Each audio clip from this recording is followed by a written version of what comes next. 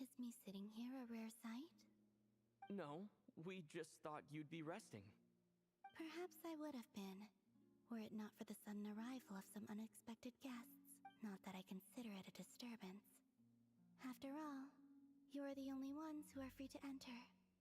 Would it not be a little unfriendly of me to lie down while we speak? I didn't realize you put so much thought into little things like that.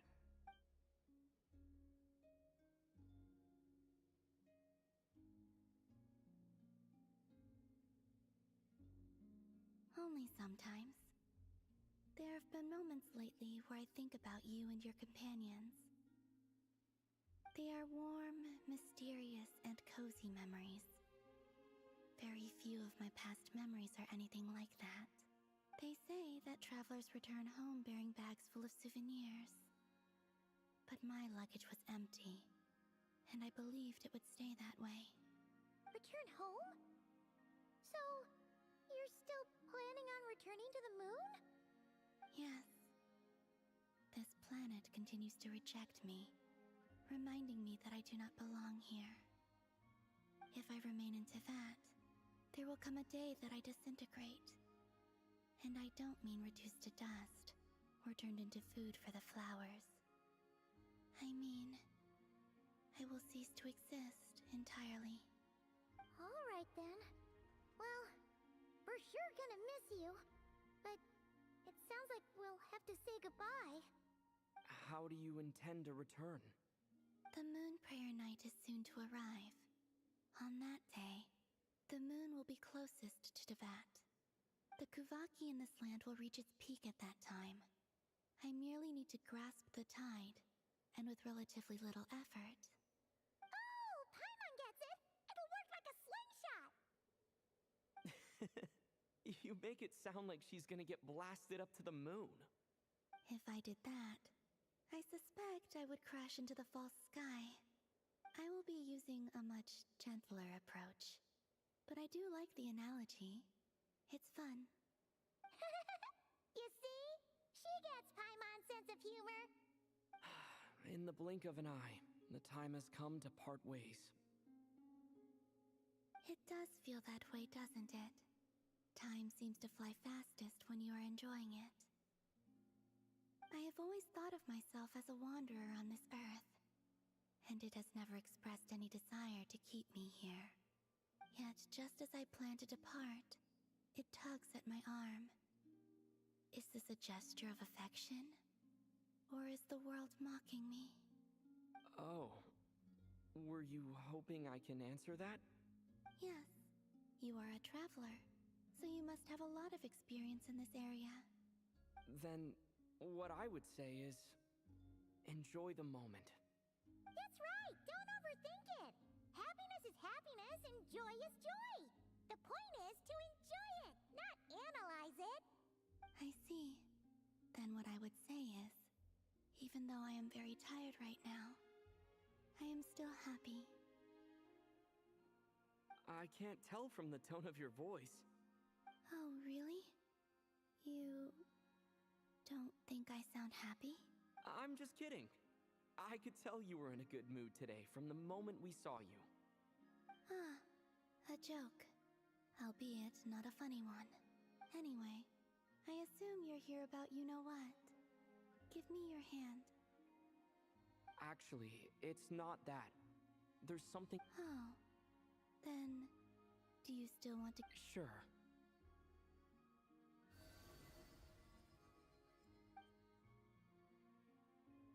Thank you. So, I've heard that in the moon prayer nights of the past, people here would hold celebrations in the moon goddess's honor. Since you helped so much in our fight against the Rehir of Solnari, I think you deserve a fair... I haven't asked everyone else for their opinions on this yet, but I'd like to invite you to join the upcoming moon prayer night.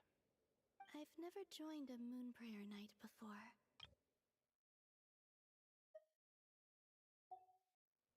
Oh, don't worry about that! We take care of everything! All you need to do is show up. Of course, there's no need to force it if you're not feeling strong enough. It's just, this kind of felt like a golden opportunity.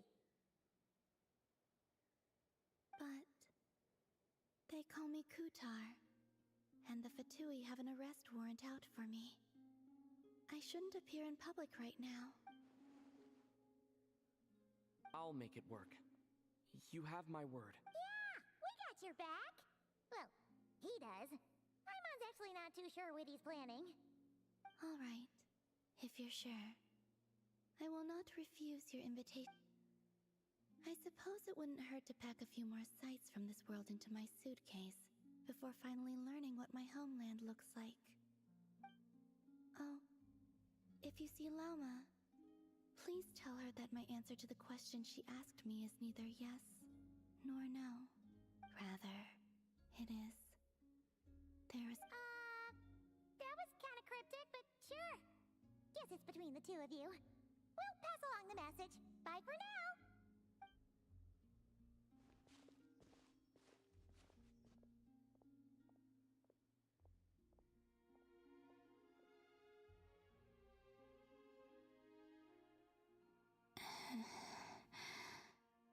And also, I do not know.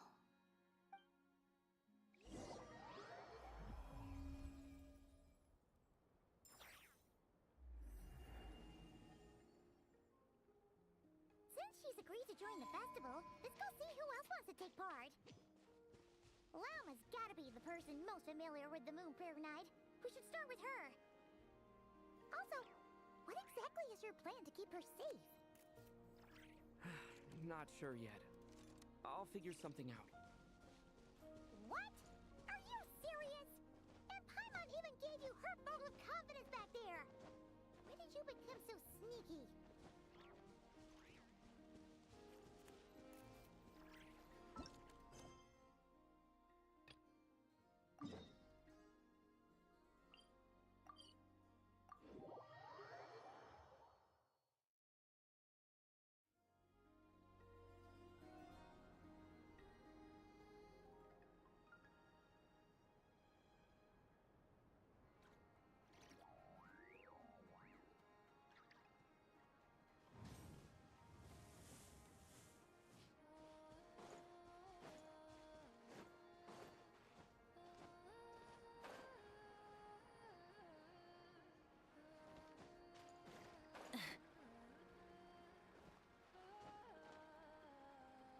Hey, Lauma!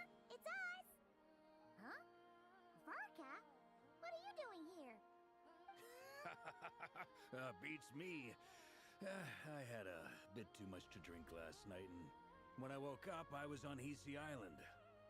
Mr. Varka is helping to oversee Nasha Town's preparations for Moon Prayer Night. He is here to go over some details regarding the decorations and custom cloth designs. Right, yeah, that too. What do you mean, that too? Yes, celebrating this festival is a long-held tradition here in Nodcry. On this day, the crescent moon at the top branches of the verdant crest turns into a full moon, and the moon prayer blossoms bloom with a special radiance. Our people take these to be blessed omens. It's an especially welcome event coming off the back of all that nasty business with Rare. Everyone got put through the ringer recently, and now they're looking to turn their fortunes around. The big shots in town all agree that a big, lively celebration is just... No wonder Catherine said that people weren't so bothered about the religious... That's right. It's become more of a local custom by this point. The celebrations have little to do. Even the Frost Moon Scions are eagerly awaiting the coming of Moon Prayer Night, despite now knowing that their past beliefs were founded on a falsehood. That's fair. It's a bit like the lantern ride in Liyue.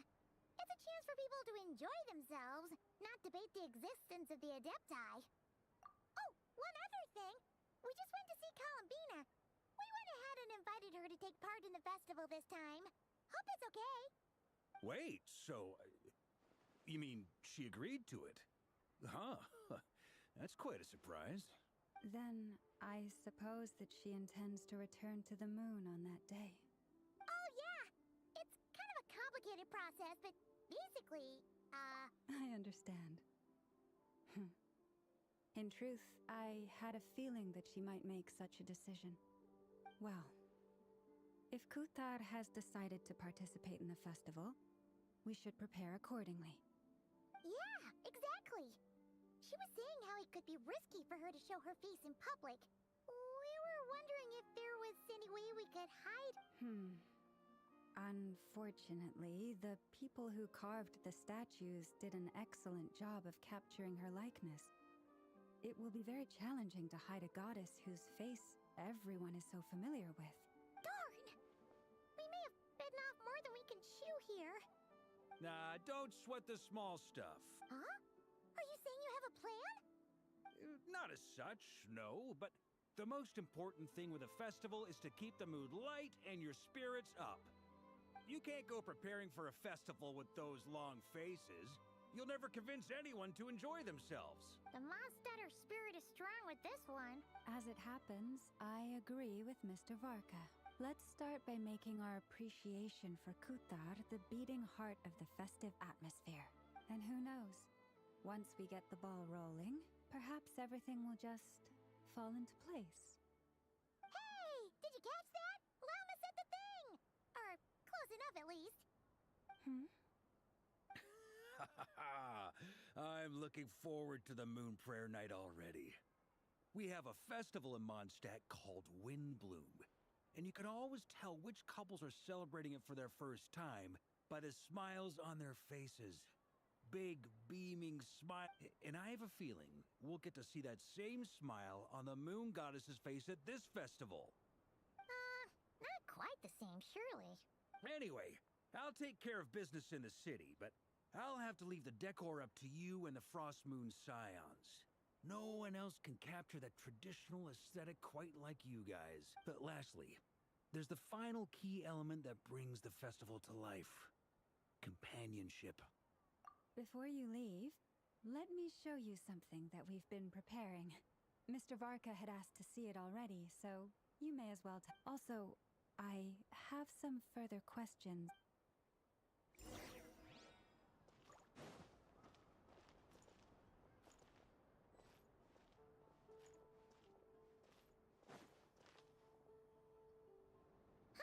What's this? They sure look like they're having fun. I believe so. Kuhenki seem very skilled at playing drums like these, although I'm not sure where they learned it from. Maybe it's an innate talent? In their eyes, they're probably just playing with toys.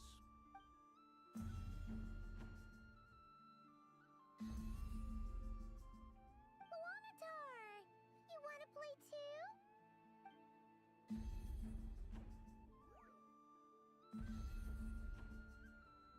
Yeah. She looks more confused than anything. Maybe we can teach her next time if we get the chance.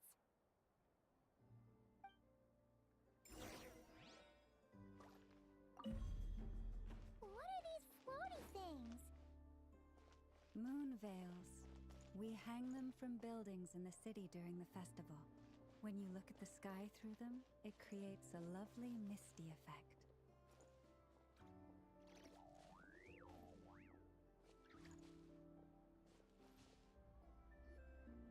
Everyone seems hard at work. They are preparing items for Moon Prayer Night. For instance, the sculpture being made over here, Mr. Varka and I were just finalizing the details of where it will be placed. Ah, there she is.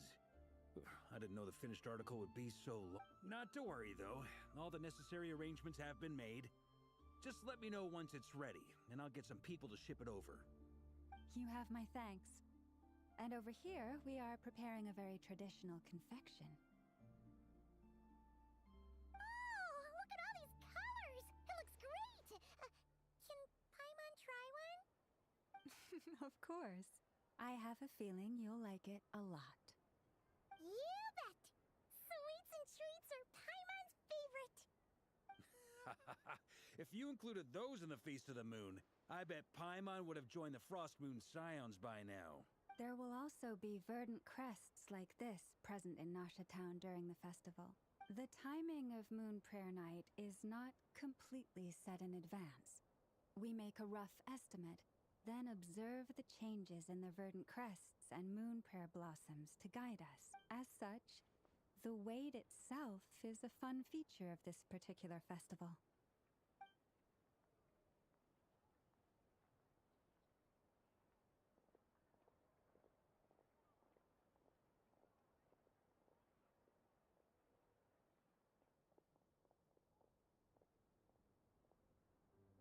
Let's talk here.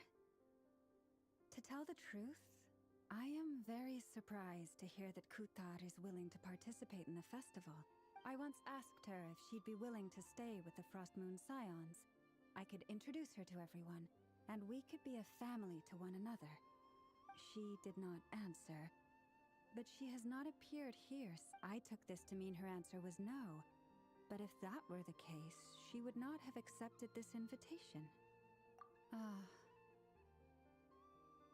I see. Maybe she is right. Maybe the Frost Moon Scions of today no longer need a moon goddess. But my wish was not for her to come here and be worshipped as a deity. I simply wanted to offer her a place to stay. I'm sure she believes that showing herself here might invite Fatui intervention, and as such, she does not wish to cause us trouble. But what really pains me about all this is that this is her birthplace. She ought to belong here, yet... I think I'm qualified to weigh in here. When someone's about to depart on a long trip, what they need is blessings, not burdens. We should wish her the best, not make the journey harder than it... Anyway, she's agreed to attend, hasn't she? All we need to do is simply respect her decision. I see your point. Yes, she will soon depart after all. Our job is to leave her with some happy memories. Besides, who's to say her journey to the moon is a one-way trip? It's not like she can't come back and visit if she wants, right? Paimon agrees wholeheartedly. Festivals are all about having fun, so let's keep it simple. All right, I'm gonna head back to Nasha Town soon. Wanna come with? I'm guessing you have some other folks to visit there. Sure thing, let's go! Bye for now, Wilma! Thank you all. Goodbye.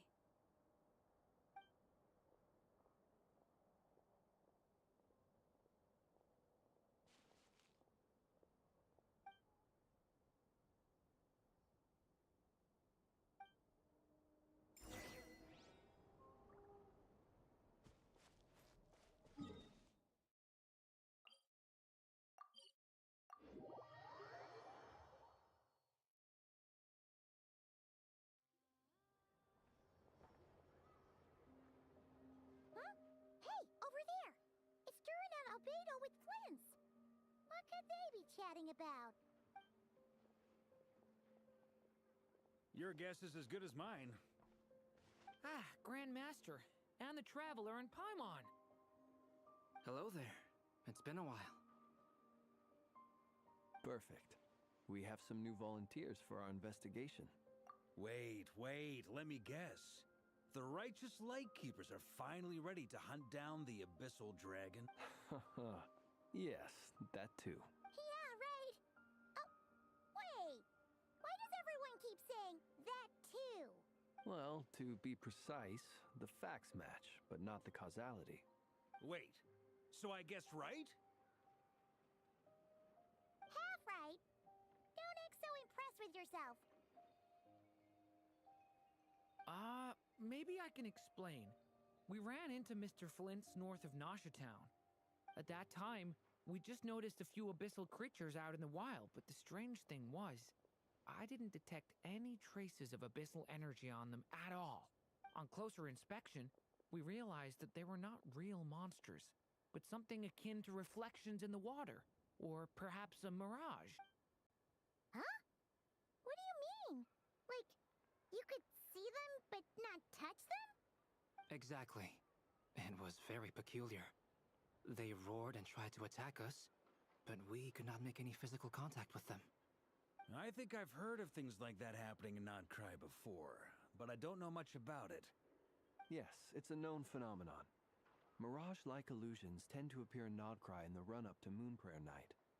From a distance, they appear quite real. I myself thought that Misters Durin and Albedo were locked in battle with abyssal monsters when I first arrived. But after sharing intel and investigating a little further, we can confirm that these illusions are harmless. There is no great All the Mirage stories I've heard are either animals, rocks, or small houses. Abyssal... It's a first for me, too. So I'm planning to look into it further just to be on the safe side. I intend... What about you two? Any plans? Alice contacted me a few days ago. She'd like me and Durin to assist her with but we lost contact shortly after receiving the message. I'm sure that comes as no surprise to anyone familiar with her. We don't know when the wind will blow, yet when the wind blows, we will know. That, in a nutshell, describe... Yeah, that tracks. Okay. Well, I suggest we investigate this Mirage business in the meantime. It's piqued my curiosity, and I'm pretty sure I know someone who will already be 10 steps ahead of us. Well said. Right? Whatever's happening in Notcry, she always seems to be the first one to know. Let's go see what she knows. We can invite her and her staff to the festival while we're at it.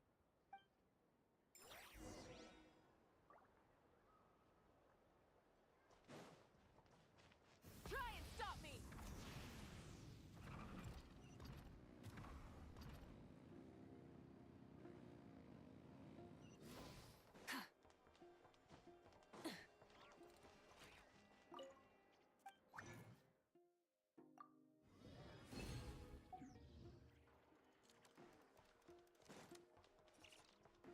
Full throttle!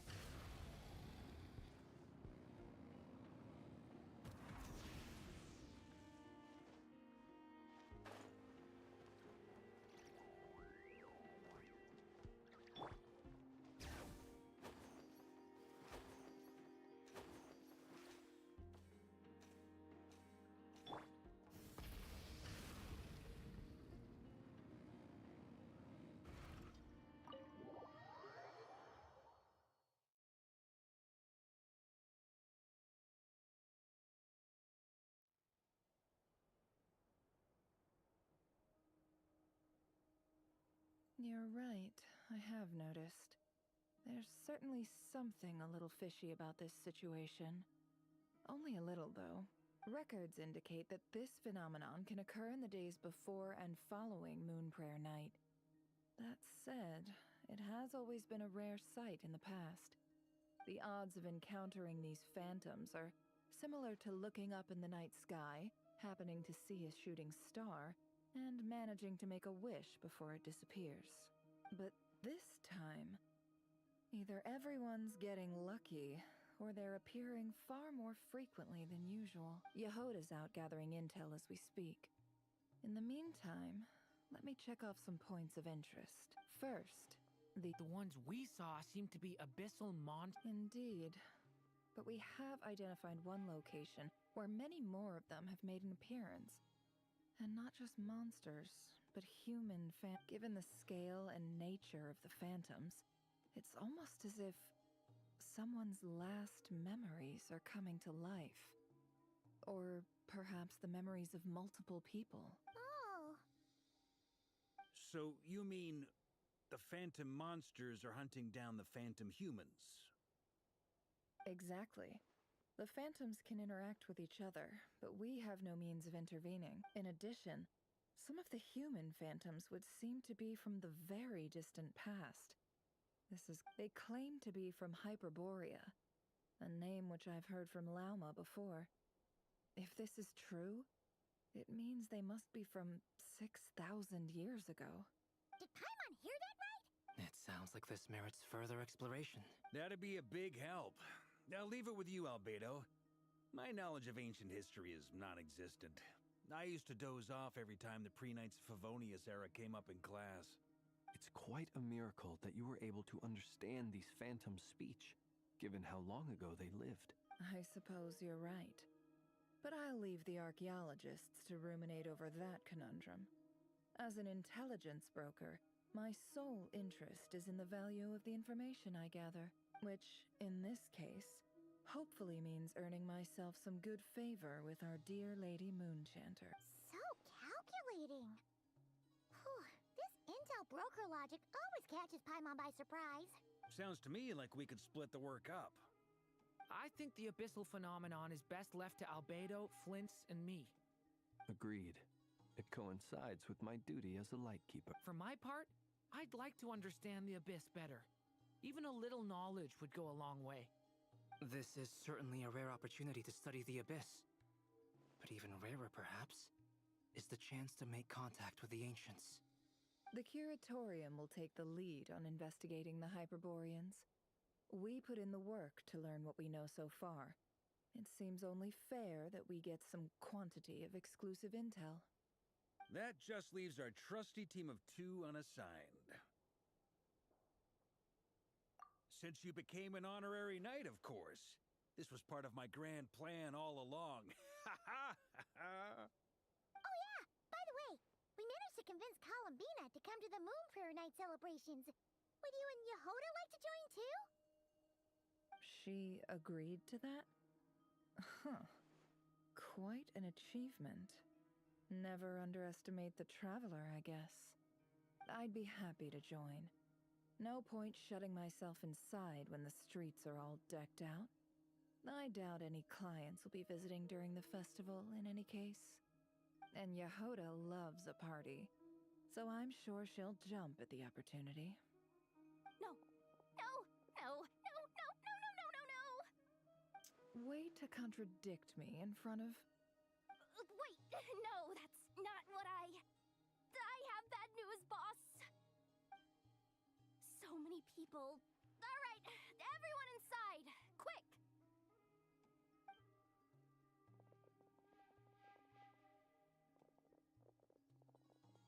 This is gonna sound crazy, but hear me out. I saw one of those phantoms at Star Sand Shoal, and it was some sort of flying ship. Like a spaceship?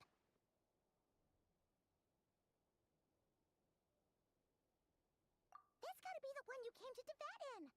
You said you saw the same thing through the moon marrow, right? Huh? You already know about it? Ugh, I thought I was gonna blow people's minds. Turns out I'm the last to find out. Wait, back up. You came here in a spaceship? Now my mind is blown! What's it like on the inside? Was it like flying through space? I want to know everything! Yep, exactly. Huge discovery. You're the best, second best intel broker in the world. After your boss, of course. Wow. Really? Well, I don't know if I'm all that, but... I guess that decides where we're heading next. Come on, don't look at me like that. I know the spaceship doesn't have anything to do with me, but you don't want to leave me as the only one twiddling my thumbs, do you? Please? Fair enough. You can tag along. In that case, let's meet back here to discuss our findings once we're done. I wish everyone a productive investigation. You too.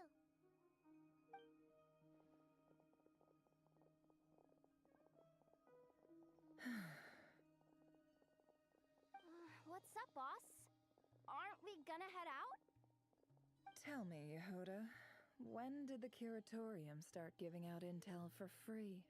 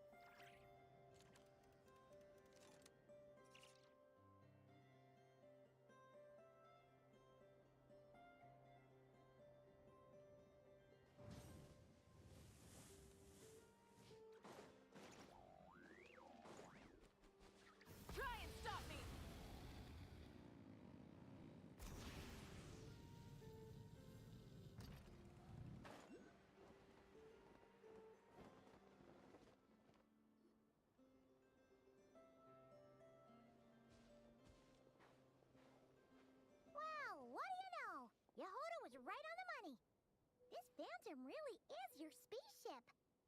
But that's so weird. Why would it show up here? Is it some kind of projection? Or a ghost? Like, maybe it no longer exists, but somehow it left an afterimage?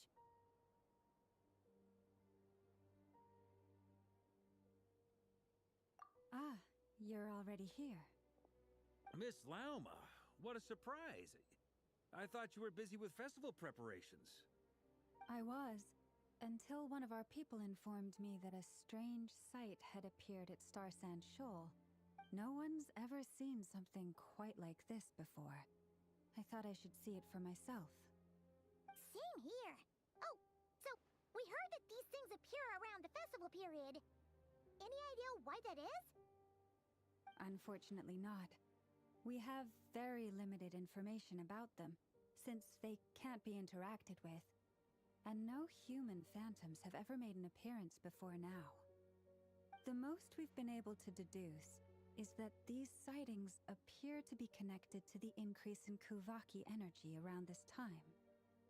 Yeah, seems like that's all we can do. This is all so confusing. Allow me to lend you a hand.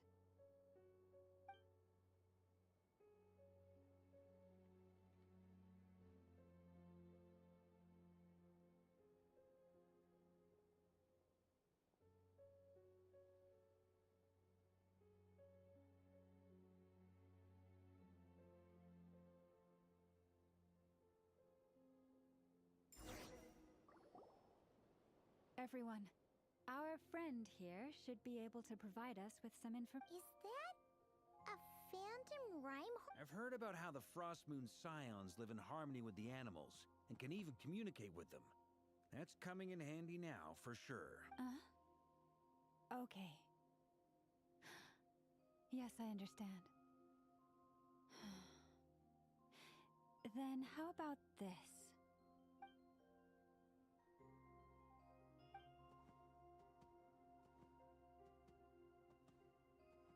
Oh, it's leaving.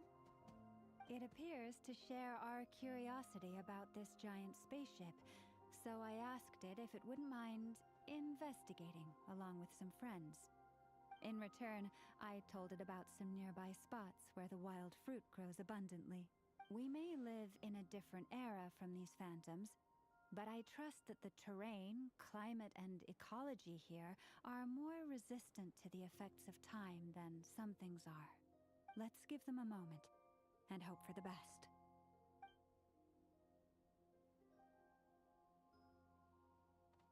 All back together. Must have been a lot of fruit. Indeed. Now let me ask them some questions.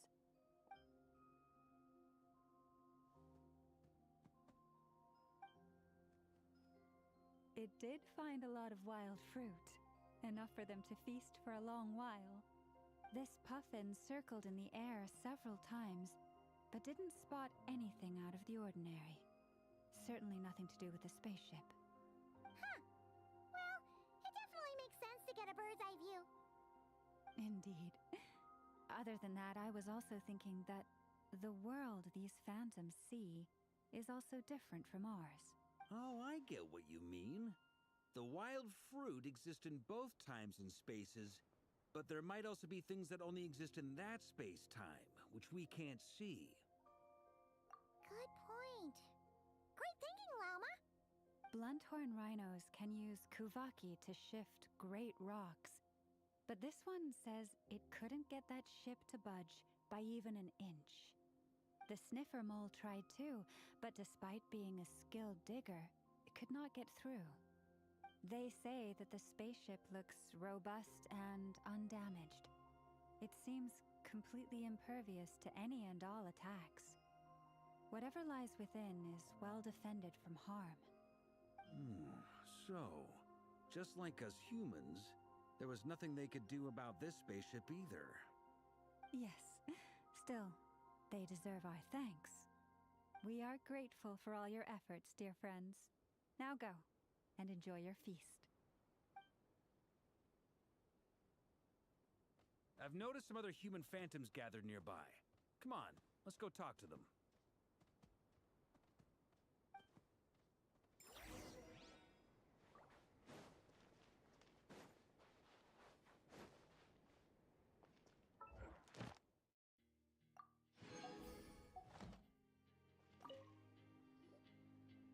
What is this thing? I've never seen it move, and there's no way to get inside. Goodness knows. My grandpa says it's been sitting here at least since his grandpa was still alive. What about his grandpa?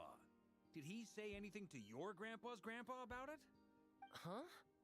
I don't know. In all likelihood, it was here back then too. Hard to imagine something this huge could move. Guess that means that as far as they're concerned, this ship's been around a long time.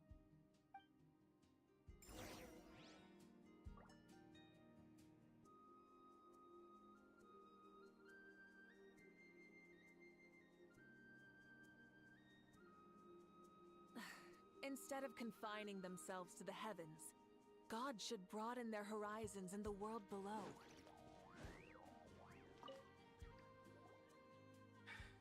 Come on, brothers. If we can get even a small chunk off of this thing, it's gotta be worth a fortune. Today is the day we strike it rich. Huh? You mean Paimon?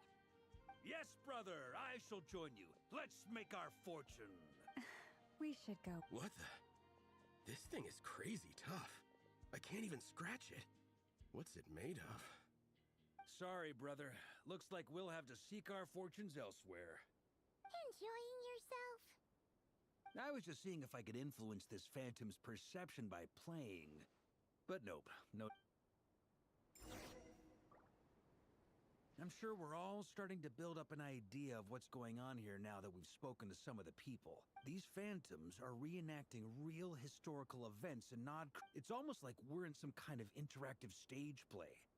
We can talk to the actors, but the plot is fixed and we can't influence it. It makes sense. History is set in stone. The objective facts of the past cannot be changed. Paimon totally thought you were just goofing around earlier. But actually, you were doing some serious investigating. Of course I was. Anyway, at this point, I think we're forced to conclude that although the Phantom spaceship is right there in front of us, we aren't going to learn much about it from these people.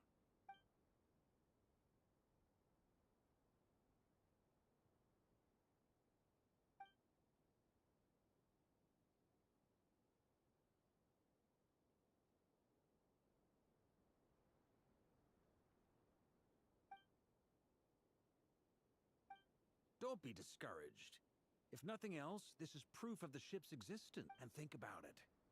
So many people tried to hack their way inside, but no one could get the door open. It's made of... To me, that says that we'll either find the ship itself or the story behind it. It's just a matter of time. Huh. Every now and then, when Varka gets serious, I wonder how the others are doing. Sounds good. Also, drinks are on me if Team Knights of Favonius is the first to finish. Wait! We have a team... Am I in Team Knight? You're very welcome to join. We've even got a cathedral ready for you. Isn't that technically blasphemy? You wouldn't dare make a joke like that if Barbados was in earshot. Nah, I'm sure Barbados doesn't mind a little harmless blasphemy once in a while.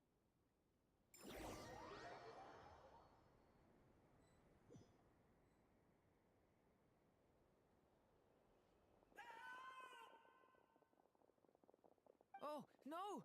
Get away! Oh.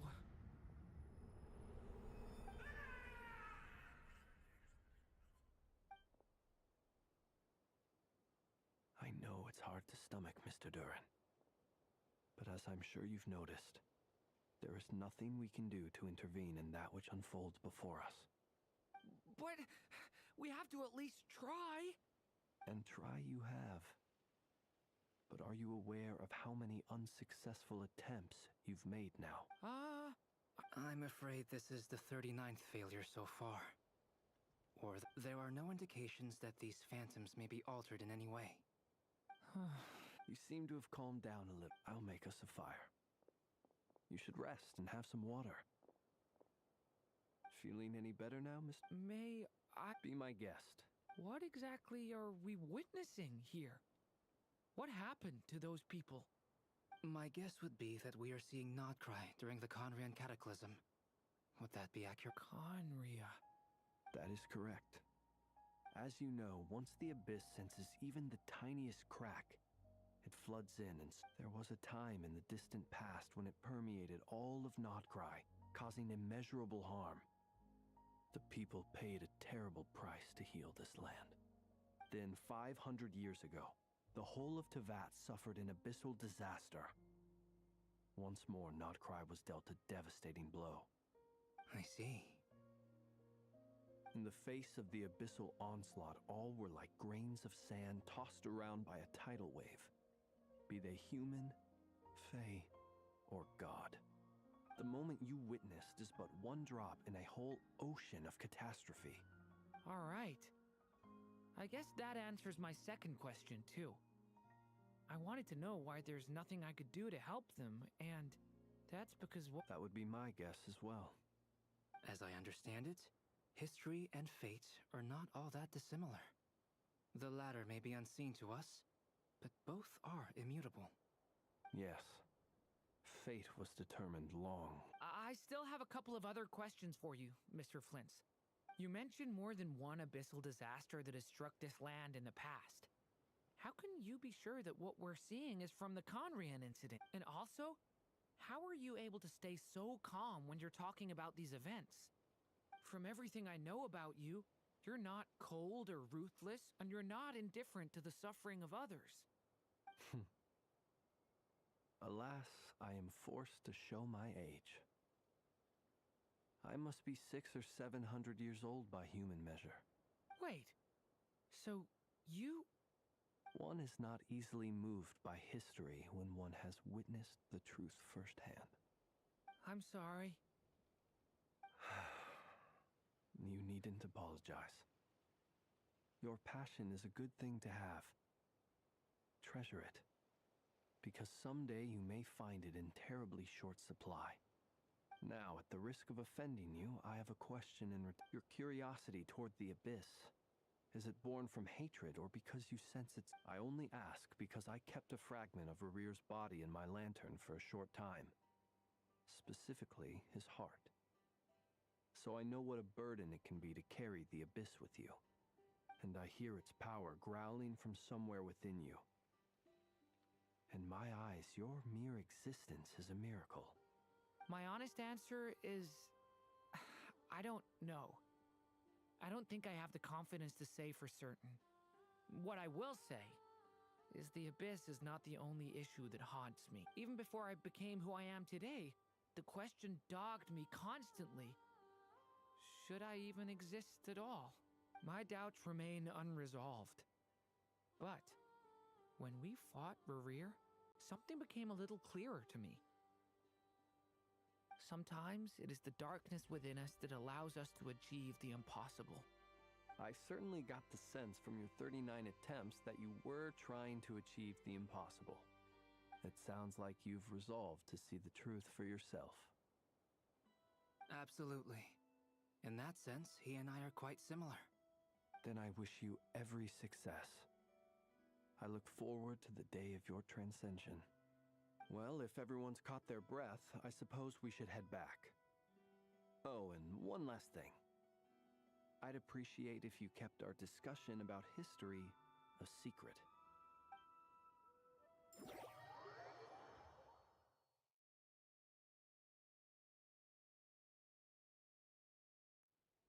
Incredibly, our separate investigations led us all to the same conclusion. Hooray for consensus! Yeah, but we barely learned anything, though. I totally thought this would be the mother lode. Talking with the ancients? I mean, come on! But nope. All we got was useless snip and all this stuff about moons and hyperopia. What a load of baloney. Seems like people back then had a few screws loose. I understand your frustration. We found the same issue. Each phantom only showed a very brief moment in time. There isn't much value to be found in these miscellaneous fragments of a civilization's history. No matter how If there's a silver lining, it's that these phantoms are harmless to the present reality. Paimon agrees. And not just because it's the first thing she understood in this whole conversation. You look disappointed, Nefer. What do you think? We all worked our tails off, but the only one to gain anything from it was you. Well, please do share the Hyperborean records with me. I will gladly inscribe them in our people's documents. Oh, duh! Yeah! That was it! I'm serious. Only an expert in the Frostmoon Scions and their history can turn these records into valuable research material. The alternative is to let them gather dust on the Curatorium's storage shelves until the pages turn yellow. Nefer, you're wise enough to know that cooperating and sharing the profits is the best course of action here. Well, that goes without saying. Sure, let's do that. Huh? But didn't you say we aren't supposed to give out intel for free? Sorry. Shutting up. Shutting up. Now is not a good time to push Nefer's buttons. Anyway, back to Moon Prayer Night. I'm thinking that we should prepare something a little special, aside from the usual decorations and so on. You mean a parting? Can't go wrong with food. Although, does food go bad on the moon? Perhaps a lantern would be a better choice. It could prove difficult to light a lantern on the moon. Magical stones might serve that purpose better. What about a clockwork mecha model from Fontaine? I've got a whole bunch at home. I use them for fighting practice in my... None of these sound like things she would be even remotely interested in. But we don't interact with her enough to know what she likes. Yeah. It would really save us the guesswork if someone could find out what she's into. Wait, what the... Great! Haha, problem solved. Now, I need to stop by Dory's. Gonna need her help sourcing a bunch of stuff for the festival. Then let's leave it there for now. We all have our own business to attend to. Traveler, if you find out what Kutar likes, let us know right away.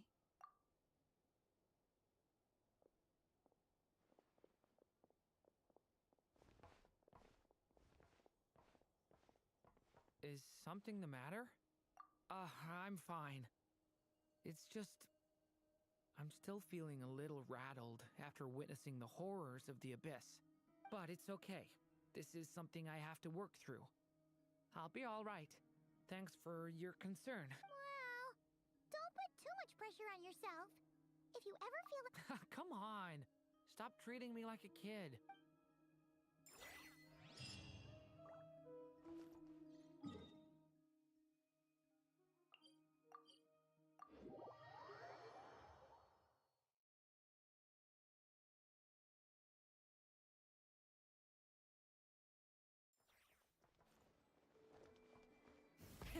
Rev the engines!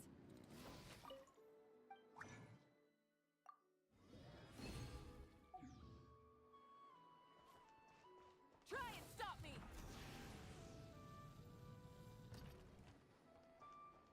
Add Thank you for... Add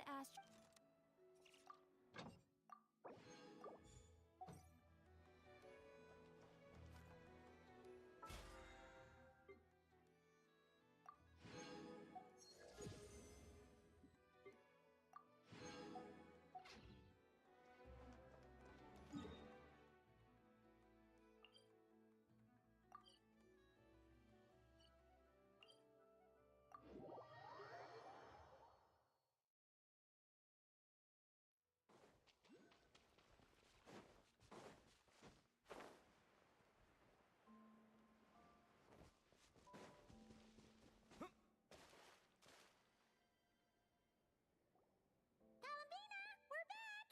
Huh? She's not here. Weren't there a few Kuhenki here last time, too?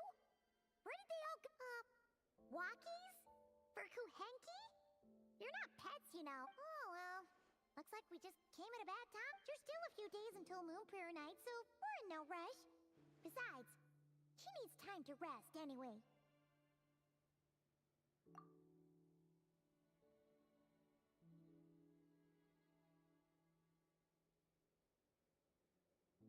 Columbina! Are you... Oh, how strange.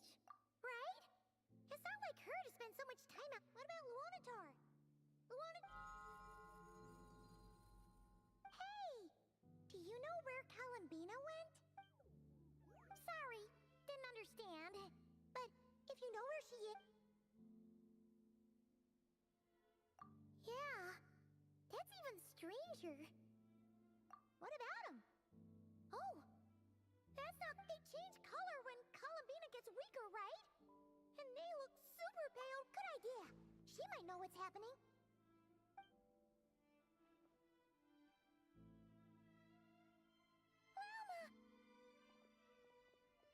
Ah, it's you. How is Kutar? Is she okay? No, she hasn't. I came here to check on her after I noticed the flowers had changed color. Based on past precedent, she must be very weak right now. Even getting up to walk would be a struggle. It seems unlikely that she wandered off outside. Not to mention that she doesn't do that at the best of times either. So yeah, this is super weird. No. Very few people are in the know about Kutar's whereabouts. And if anyone suspicious had visited, they'd have left some sort of... Come on, let's go to Nasha Town. If anyone has seen her, someone there will know about it. It's Notcry's information hub after all. Makes sense.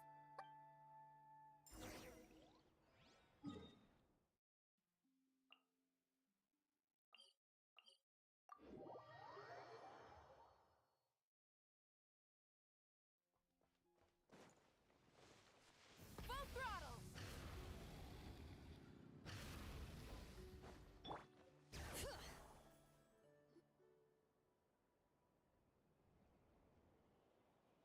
Wait a moment. Is it just Paimon, or is this stall kind of suspicious? No, I don't recognize... Alas, your free and easy adventure time is over. Now, prepare to face the final boss of Nodcry. Whoa! Not sure, but it's definitely hostile. No, not that way. The final boss is right here. The... sniffer mole? That's the final boss? Surely... Okay, the jig is up. I'll stop teasing you. Turn around. I'm right behind. It seems I've managed to leave quite an indelible impression, even though you've never seen my face. Ah, nothing could make a great mage more pleased with herself.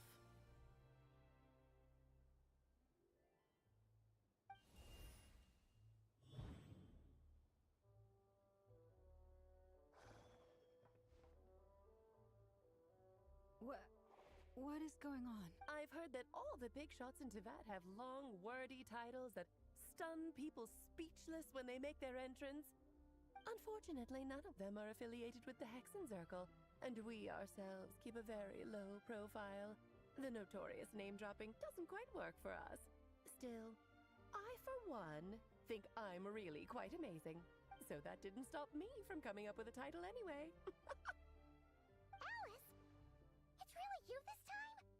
Not a lantern or a dodoco, but Alice in the flesh? Oh, that's right. So, what do you think? How does it feel to finally meet me? You look like... Oh, that's the first thing you thought. A little surprising, but that actually makes me very happy. Because that means that when Klee grows up, she'll be just as stunningly beautiful as her mother. So she's a friend of... Kind of. This is actually the first time we've seen her in person. I see. Madam Mage, that was, quite a powerful entrance. I certainly won't be It's okay, Lauma, don't force it. Paimon will do the honors. This is Alice from the Hexens. That's right. She's a good person, just kinda... unpredictable. Well, what is the human heart if not unpredictable? Hmm? If we could not do as we please, how would we differ from machines? I am Lauma, Moon Chanter of the Frost Moon Scions. Oh, I know. Before you got here, I spent a good, 15 minutes getting up to speed on Nodcry's present situation. In other words, I've read the whole in the last episode part, so we can skip the pleasant. Fair enough. Well, Miss Alice... He'll get used to it. Paimon sure is. So anyway, what are you doing in Nodcry, Alice? Oh, I thought I told you already. This time, and what a formidable foe I shall be. Powerful, confident, decisive, and good luck finding my weak spot. You will never... Oh, drat! My one weakness, and you found it in an instant. Fate has been dealt a devastating blow. Thus falls the great Dodo King. Why are you playing along with this? For funsies, of course. What's wrong, Paimon? Are you disappointed in me? No, it's just... You seem like a busy lady. And this is the one time you've shown up in person. Paimon figured it would be for something more high stakes than just goofing around. You're quite right. I'm here in Not Cry because something big happened. Something big enough it concerns the three moons, Tevat's borders, and of course, the moon goddess you are currently searching for. Kind of. Why don't we discuss this over a pot of tea? My main reason for coming on this trip to Tevat was, of course, to have some fun. But I do technically have a job to do as well, namely, maintaining the stability of Tevat's borders. I'll skip over the complicated parts, but to sum it up, abyssal energies are all that lie beyond Tevat's border. We'd find ourselves in a real pickle if they ever made it through. And the phantoms you've been seeing are a sign that the border has been disturbed. No wonder they tend to show up around Moon Prayer Night. Is it because the real moon is now so close to us that its power can cross the border? In part, but only a negligible amount passes through. And as you've noticed, there has been an unprecedented number of phantoms appearing this year. The influence of the moon beyond the border cannot explain this. No. There is another far greater, the trilunar syzygy. A trilunar? Eons ago, before the heavenly principles came to Tevat, it was the then three moon goddesses who controlled the laws of this world. Oh, that's exactly it! The three goddesses split these powers amongst themselves, promising never to consolidate them into one singular body. This was meant to keep the world, but fast-forwarding to the present, the eternal moon's marrow is with you, while the iridescent moon's marrow, which should never have appeared in this world, has been retrieved. Add that to the presence of a moon goddess in the flesh. The power of all three moons is gathered here in Notcry. There hasn't been an event like this since the War of Funerary Flame, and it's having a noticeable effect on Tevat's borders. Because I wish to give my darling daughter a peaceful, sunny environment to grow up in. Is that a good enough reason? Kinda sounds like you're dodging the question. Well, that's one reason anyway, and the most important one. The others are a little complicated to explain. For instance, cleaning up after dearest Miss R. Albedo could tell you more about that if you're curious. But right now, I have a more important question to ask you. Why? I see. Nicole told me about that legend once. Oh, so you remember. Yes, of course. That was a story about fate, her area of expertise. But back to the story of our dear moon goddess. I'm afraid her intent... What does that mean? She may be missing, but she hasn't gone anywhere.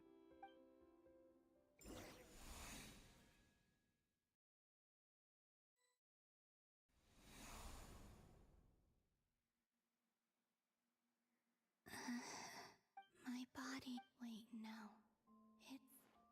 What's happening to me?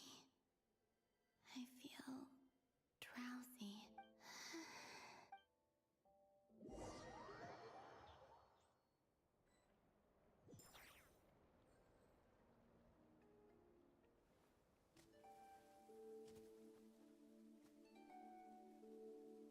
Are you out for a walk too? Huh?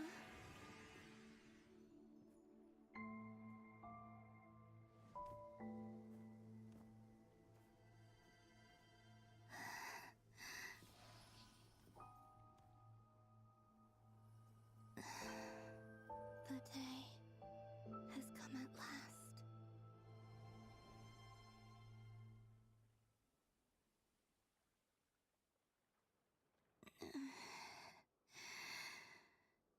Have I grown so weak that could even sustain my physical form. But Moon Prayer Night is nearly here. I was so... Death is near. Is this... Will I return to the moon after I disappear?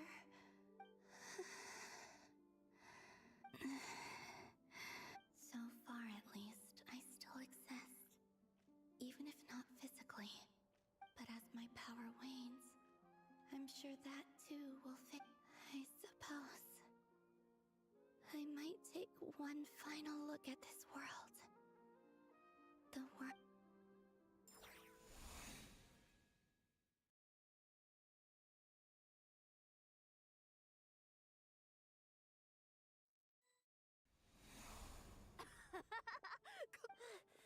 Wait for me! The Frost Moon Enclave. How much it has changed since I was born. These decorations... It's times like this when... You kind of wish men could be priestesses and acolytes. How fascinating. I've never had the chance to be privy to people's private lives in the past. People would get so solemn and serious the moment I showed my face. Like they were frozen. Karina! Lametti! It's time to... Coming!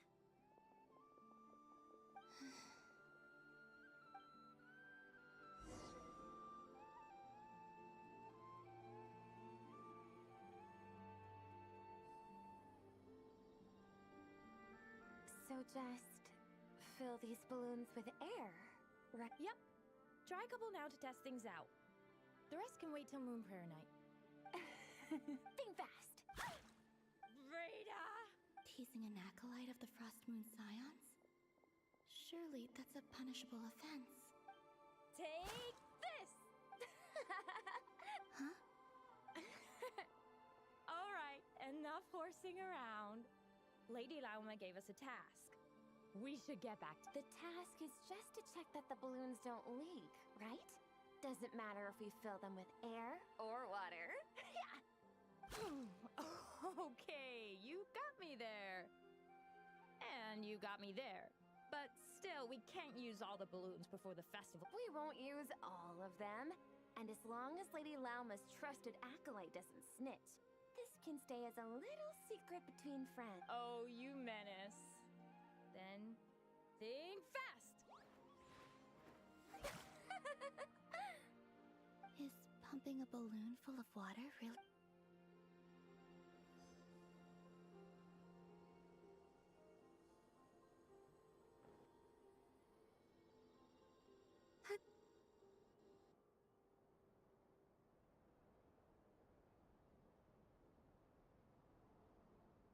I'm sure you're both tired from playing all day. Come on, eat up. A plain, humble meal. That has always been... Huh? How come Lametti got a midsummer berry dessert? I always get lockaberry. I don't mind sharing. I've never shared food with anyone before. Even at the Harbinger Tea, and when I couldn't finish my food offerings from the Frost Moon Scions, they'd leave the leftovers out under the moonlight for the animals to claim. Hey! That was... Oh, then you can have another bite of mom. Oh, you too. Oh, don't fret now. Here, have some of Granny's too.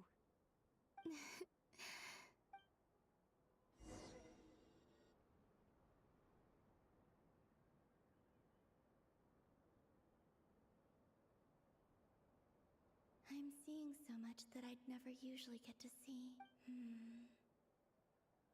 It's nice. What a rare opportunity. I think I'll go take a look around Nasha Town, too.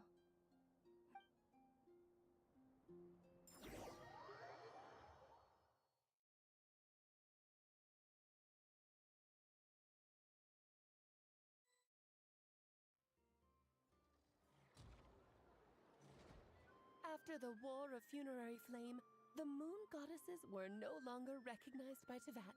They lost the whole... That's why the moon goddess's strength is fading. She cannot withstand the world's rejection of her.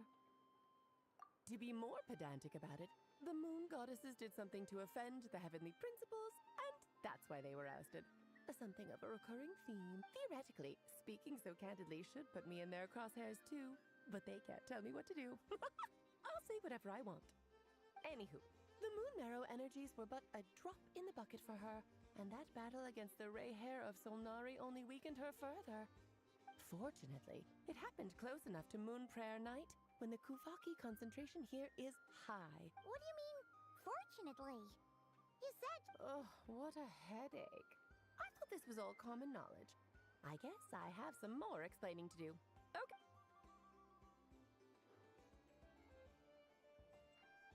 Now, I said earlier that the moon goddesses lost the foundation for their existence. The reason for that has to do with the natural order. The same logic applies to the present moon goddess too. Consider her existence so far. Her comrades in the Fatui called her Damselette, and she was worshipped as Kutar by the Frostmoon Scions. But these connections have now been severed, whether by her hand or yours. So, the rationale that once sustained her existence... Wait, we did that? Oh, well, strictly speaking, yes. But let's not start pointing fingers, shall we? I'll only end up as the big bad villain, and that's not the kind of final boss I want to be. Of course I do. I'm only the greatest mage in the whole entire world. Now, if you wish to find your moon goddess, there are two problems we need to solve.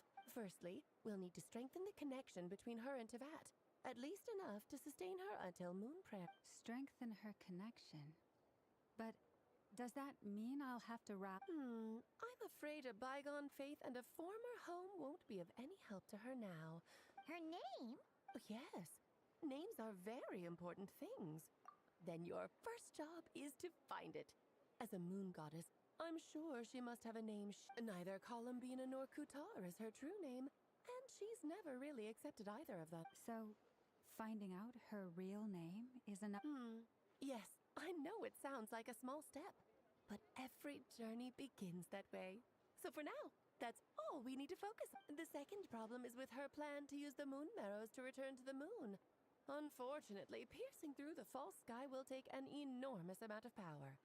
Given her current condition, she won't be able to provide anywhere near enough power, even if she recovers her physical form. But no need to fret. Nicole's the expert in this field, and I'm sure she'll figure something out. Wait, Mage N is going to help us out too?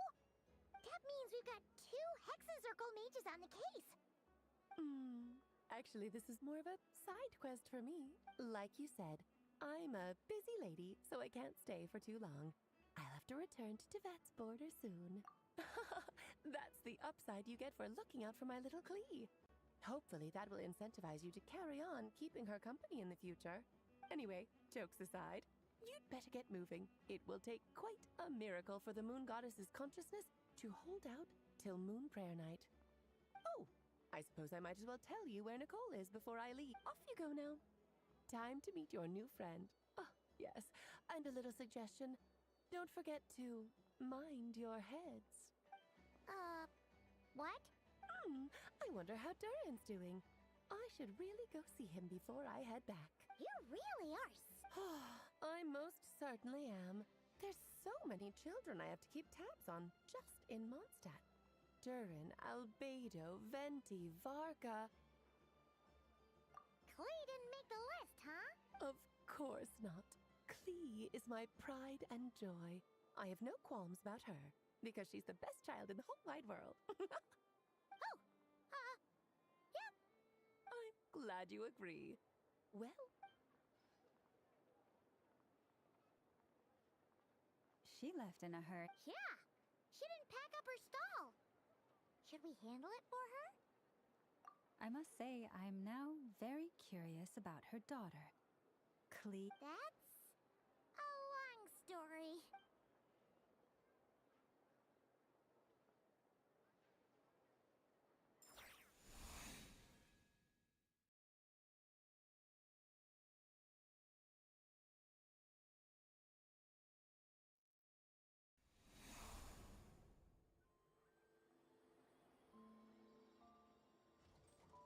What a lively place.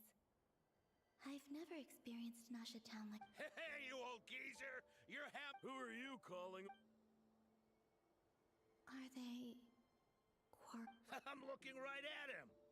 You've really gone downhill since giving your daughter free rein in the workshop. Can you even swing a hammer anymore? You might as well use that hammer to massage my back for all the good it's doing. Don't run your... I'll bet you send all the materials to your little princess. Blood's always thicker than... All right, you've made your point, Uncle Koski. As soon as the materials arrive, fixing your chair will be the #1 priority.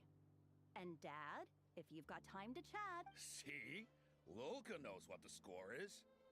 I guess they're friends. Then again, it wouldn't be the first time I've seen something like this. Columbina! Sing outside my door in the middle of the night one more time, and I'll unscrew your vocal cords. You hear me? Oh, Sandra, so that was her way of trying to be friends. What a pity. I won't get the chance to say any ugly things in reply.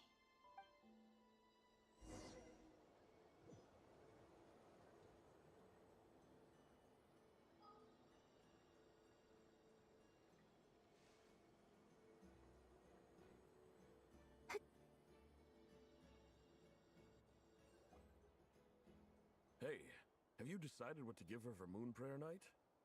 I sure have. She's gonna get the surprise of her life when she's least expecting it. Then I'll whip out the ring and pop the question. The surprise of her life. What a fun turn of phrase. Cool, I get the picture. You can spare me the gushy details. Ooh, looks like we have a customer. Hello there, ma'am. Would you like some Moon Prayer Night candy? Huh? Is he talking to me? Can he see me? Here you go. Oh.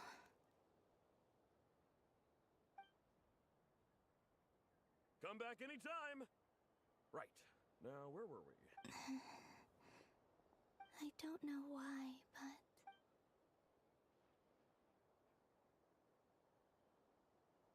The most important thing right now is to find that mage. This name thing seems super important too, but where do we even start looking? I'd better go pay the Fatui a visit.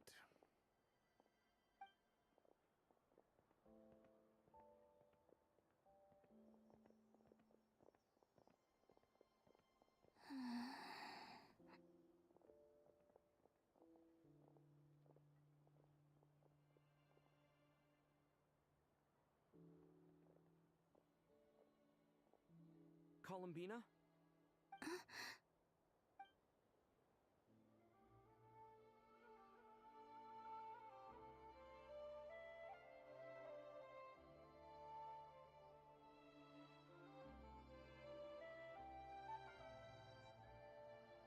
Traveler? Let's go! This is no time to...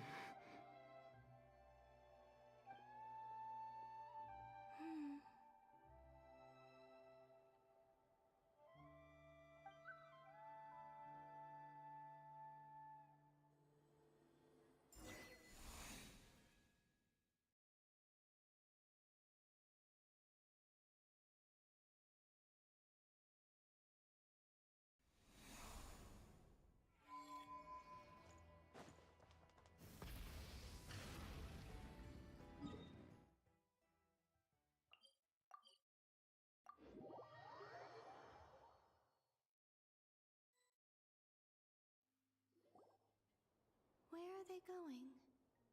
They mentioned a mage and... So, Mr. Varka, are you acquainted with this Nicole?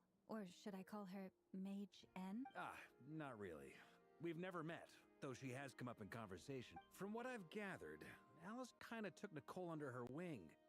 Taught her how to speak in a more ladylike fashion. Huh. Hard to imagine Alice as an etiquette... Yeah. Alice is a larger-than-life personality, I'll give you that.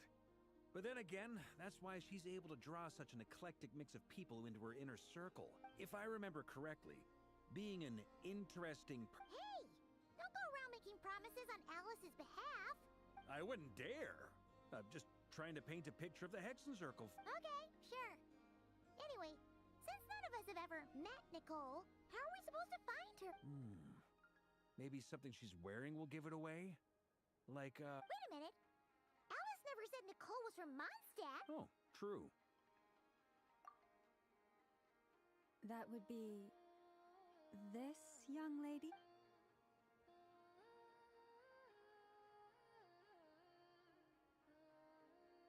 Hey there! Sorry to disturb you, but Varka, Knight of Boreas of the Knights of Favonius. Alice might have mentioned me before. if we got the wrong person? Well, it... When I shook my head, I meant, no, Alice has... Huh? Where is this? My apologies. For certain reasons, I am unable to speak. This is the only way I can communicate with... It might take some getting used to, but I hope you can understand. Hey, it's fine. I'm more shocked by the fact that Alice... As for you two, we have crossed paths twice before. It's really you! You're quite welcome. This time, things are different. We have reached the unwritten pages of the story. You might say that we stand at the cross... Now then, allow me to formally introduce myself. My name is... No, no, no! Stop! Alice! I can't believe it! I had a whole speech prepared. I'd agonized over every single word. She always picks the worst moments to ruin other people's plans. I'm so sorry about that. Alice took the liberty of devising some bespoke self-introduction magic for each member of the Hexens, but I could have sworn I deleted all of the triggering conditions for it. How did it bypass? This is a very different side of Nicole than what we're used to. Don't worry about it. Please go on, Miss Nicole. Huh? Are they talking to this lady? Will you all promise to forget that horrendously Sorry? Embarrassing? What? Yes, my name is Nicole, and I am one of a very few angels who have retained both their preferred form and their power. The Traveler and Paimon should be no strangers to this concept. There is another of our kind in Natlan.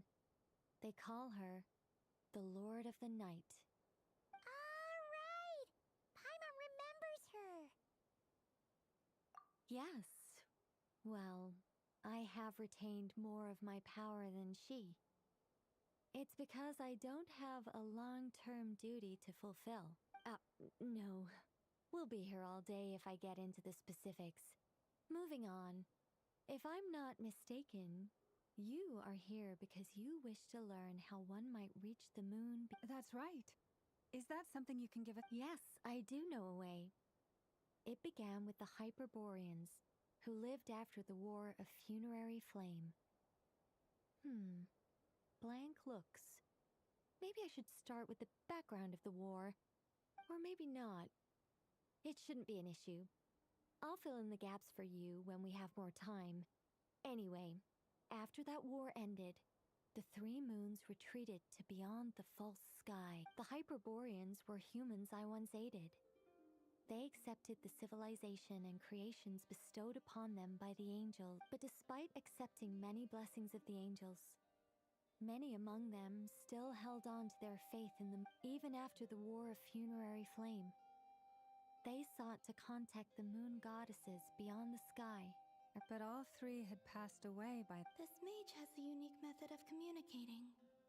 Is she... Yes, but they did not know. And so, still they prayed for the moon goddess's mercy. After building titanic structures that consumed vast amounts of Kuvaki, at last they glimpsed the moons and heard their voices. But of course, they were gravely disappointed. For it was It is. Humanity was in a very sorry state at that time. The angels who had once aided them were gone, and the War of Funerary Flames had left them homeless and deaf. Just a second, I gotta ask. How relevant is all this history to the task at... Well, I mean, it's been a while since I've had the chance to speak inside someone's head. As soon as I got started, I lost control, and the words just flowed out like a... What I'm trying to say is... Right, yes, that's it. The relevant part, the fact that they bypassed the false sky and saw the true moons, implies that they successfully built a connect, which means, with enough Kuvaki and a sufficiently stable connection, it should be feasible to send one person over the border. Okay, so... Oh. Is something wrong? I just didn't expect you to summarize it so well. It turns out I could have said all that in one word. If only I'd meant. No, please, it's fine. This is invaluable knowledge. I'll be sure to Oh, really? Well, in that case, I suppose I could backtrack and add some more detail. I did gloss over a few things, so... Whoa, whoa, whoa, time out! The Hyperboreans were the last ones to use this method, right? So we somehow need to find whatever structure they built and make sure there's enough Kuvaki to power it. Luckily, we have the moon marrow of both the eternal and iridescent moons, so we're all good for Kuvaki. Which means the key issue we need to focus on is finding the place. Yes. Although, I expect That said, what if we could take advantage of the phantoms to travel back to a time when it still existed? Well, travel back isn't quite accurate. It's more like we'd be creating a handshake between 2 points and... We wouldn't even have to pick a time when it still existed. It could just be a time when it still appeared in phantom form via projection, or we could project our own phantoms, fold them together, and... You look lost. Yeah, things got a little... All right. Let me think about over the next few days. By completing certain ritual, if everything checks out... I think so. Yes? Great. Counting on you. My name? Are they... Excuse me, Miss... Go on, Miss Nicole. This conversation was a little all over the place. I am Lauma. I did wonder. I noticed that you listened very intently when I spoke about Hyperbore. If you'd be interested, I'd love to visit you this evening. Also, if you were serious about making a record, it would be too risky to simply write down the raw details as is. I would suggest some tweaks. Anyway, we can cross that bridge when we come to it. So, see you later then? Oh, and no need to prepare anything. Just a cup of tea will do. She seems... It's so nice to find someone who's actually willing to listen. I've been dying for a chance to finally go through all this systematically from start to finish. Now Paimon gets why Alice told us to mind our heads. What did I tell you? A lot of quirky people in Alice's Now then, the next order of business is... Maybe the rest of... Once I've heard her out, I'll summarize the salient points and share them with you. I'm also inclined to review our other documents. Yes, but many of the more factual... Sounds like we're gonna follow Columbina's journey through In that case, we'll start by heading to the Frost Moon Enclave. Sounds like a plan. Take this with you. Thank you, Mr. Varka. Don't mention it. Honestly, I'm more comfortable dealing with the Fatui than prying into the details of a young lady's childhood. I should follow them, just in case there's some way that I can help.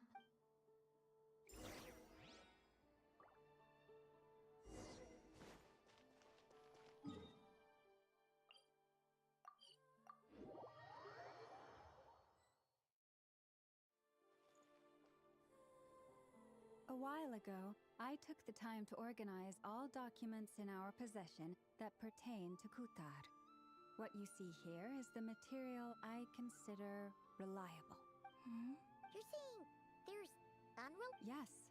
Most of the information we have was There's no sense seeking answers in history unless we can ensure the veracity of the historical record. Makes sense.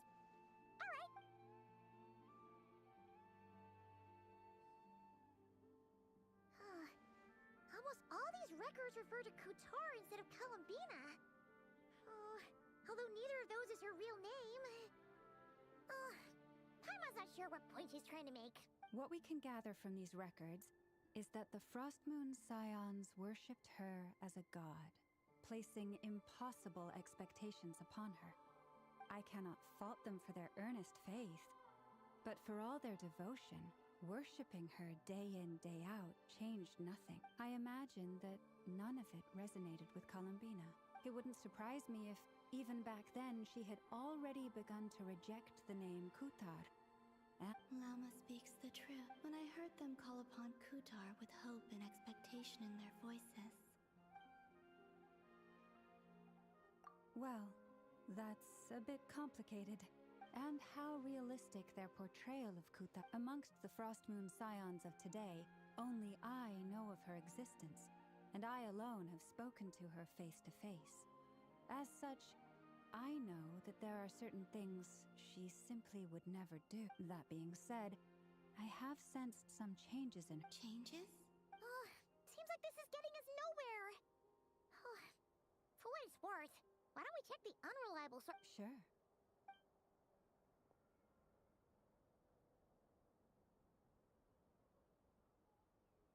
Exerting but a fraction of her divine might, Kutar sheared a great mass from the snow-capped mountain and cast it into the sea. Upon whose Yeah, right. That doesn't even begin to pass the sniff test. The 3 moons are not but lies through and through. Only one moon has ever shone for us. The vast majority of ancient texts, Kutar did not speak, merely gazing into the distance in silence. And where her gaze landed, this was her prophecy. Clearly, whoever wrote this text never even met Kutar. Otherwise, they'd know that her eyes are always closed. What about you, traveler? What are you reading? Come on, The child wished to build a wooden nest with which to shield a fledgling bird from the cold. But being so young and lacking in strength, the child could not snap the branches from the trees. Kutar was passing by. Upon seeing the child, she summoned forth a Kuhenki, who built a beautiful Not knowing the meaning of Kutar's divine intervention, the child dared not to respond, and thus ran home to call their parent. The moon chanter declared the event a miracle, and took the nest as a relic, placing it on high for all to see. Yet, no further miracles were bestowed in this Any thoughts after reading that? Yeah, Columbina probably just I'd originally considered this a fabrication, because Kuta, but now that I think about it, it does seem like something Columbina... She didn't know how other people would interpret her actions. She was probably... Yes. Oh.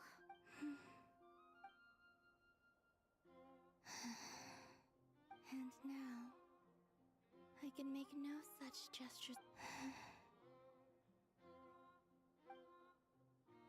Still no name. That's a bit of a shame.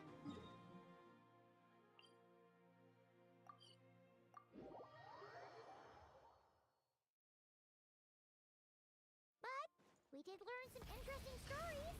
That's gotta get... Let's see. There's Varka. Oh, and it's Durin and Albedo. Yeah, this is pretty much the same... So you... Sure does. Well, we didn't find out... Aha, just as well that I didn't tag along then. I'm sure our moon goddess wouldn't want every man and his dog knowing all about her private life. Still, desperate times, desperate measures. So, Varka was waiting on us, but what about you two? Oh, no, we already met. We discussed that experiment I mentioned to you last time. Oh, and she also handed me this communication device. That's right. I understand she informed you about the relationship between the phantom phenomena and Tevat's borders, yes? She wants me to help. She said that she'll contact me through this device with more information. Ah, I see. Following instructions and making observations. Pretty common research. Wait, then who exactly are you? Someone you know. Albedo's met him too. But I don't think Miss Lauma or the Grand Master have... Introductions are overrated, especially in cases like this. It's you! So, it's not like the academia has prohibitions against going abroad. Also, I've been writing to Hat Guy since obtaining a human form. I've already brought him up to speed on everything that's been going on in Nodcry. Hat Guy? Turns out, I actually have heard that name before. Oh? Then why did you react the same way I did? I only knew the name, not the fella. But since we're all here, let's do some introductions for what it's... Lauma, And I'm a Drioche from the Vahumana Darshan of the Sumeru Academia. Guy. Good to see you again, Mr. Guy. I believe we last saw each other on the boat ride here. Mind you, the only reason I came here is because there's someone I want to look into. Who's that? The Doctor, also known as Dottore, second of the Fatui Harbingers. From the tone of your voice, it sounds like there's bad blood between you. I was reviewing our archives and noticed that a lot of information about him was missing. Dottore, or Zondique, as he was then known, once studied at the Academia, but he got kicked out before he could grad.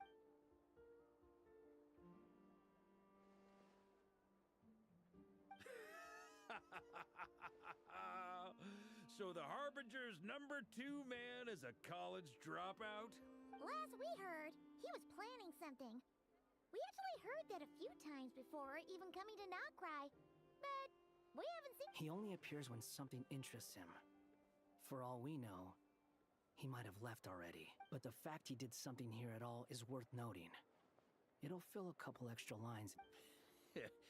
Why does it sound less like a file you're writing and more like a criminal? Anyway, we were just about to meet 2 of the other Harbingers.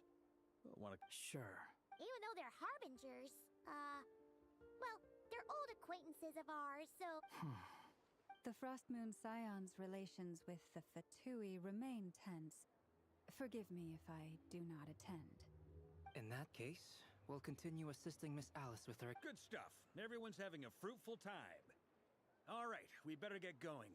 I'll lead the way.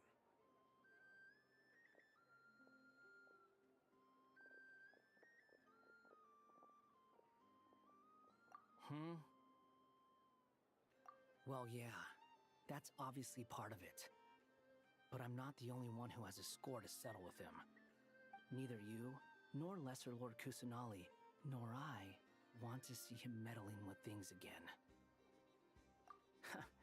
What's the hurry? Don't worry. Pigeons always know which way home.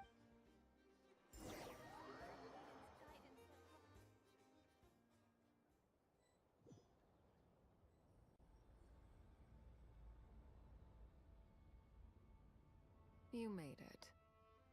Who is this? A scholar from Sumeru. They call him Hat Guy. He's an... Wait, this is the Academia representative you wrote about? I believe this will prove my identity. You'll notice it bears the seal of the Sanctuary of Well, what do you know? So it does. All right, then. It's fine. What? So as I mentioned in my letter, the Academia's got its eyes on Dottore, but this matter remains top secret. Apart from those assisting in the investigation, the fewer people who know... If anyone asks, I'm here in Notcry to pursue my personal academic interest. Gotta say, Varka, you did pretty well to keep all this under wraps for so long. Sounds like you got in touch with the Academia. Where do I even start? Remember that time we fought Rerir at Star Sand Shoal? He sure let me have it then, didn't he? I'll bet Dottore had that all sketched out, with me as his convenient little He could not care less about us if he tried, but hey!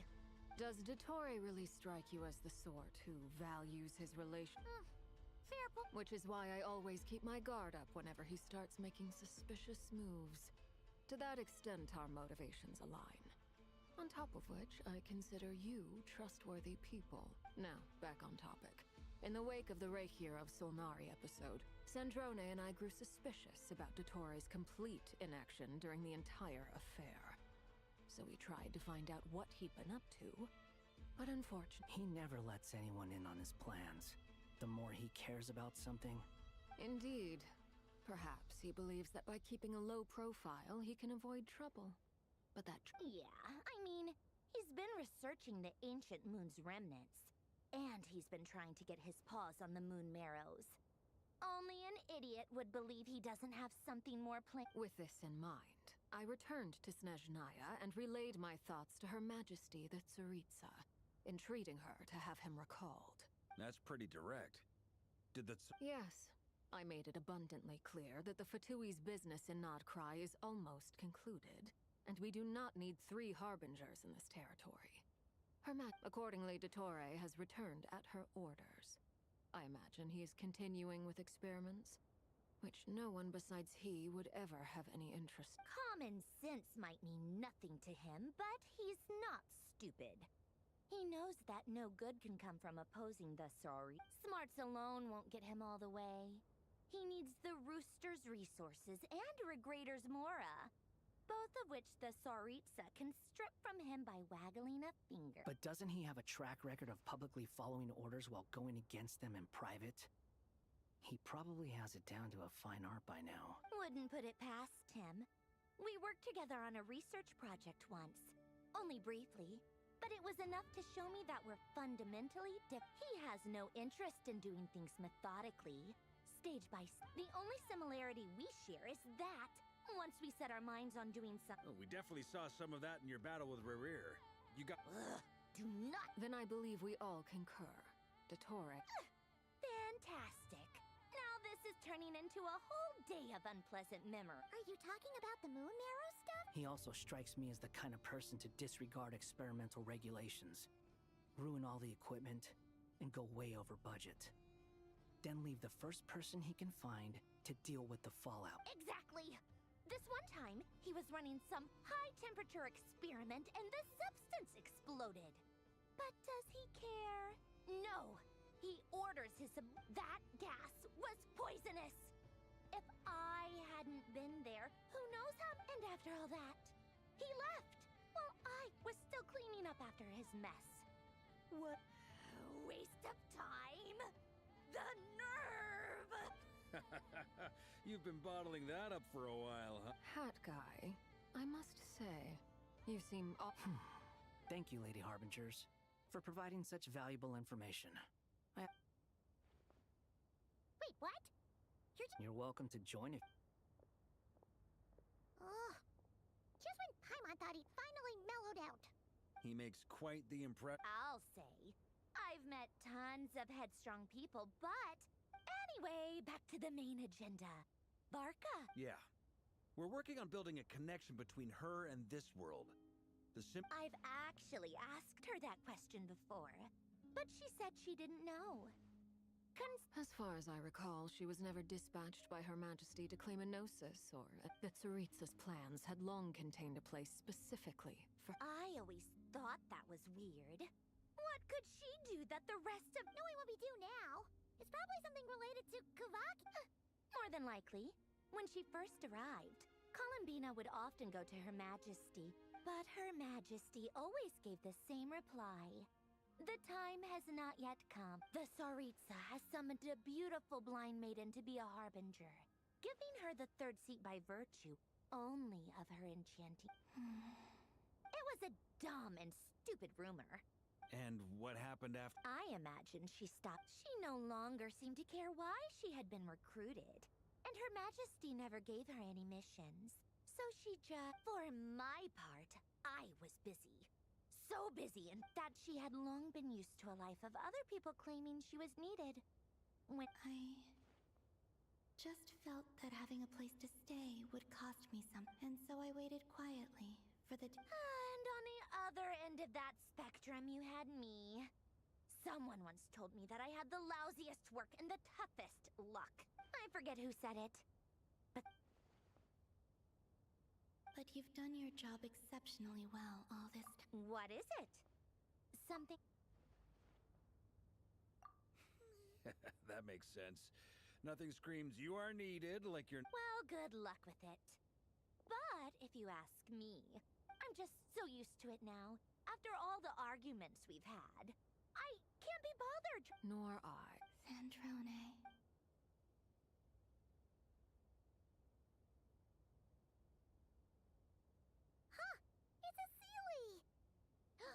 Ladies, I thank you for your hospitality. I'm sure it would. You can make your own way out. Okay, time to do what it...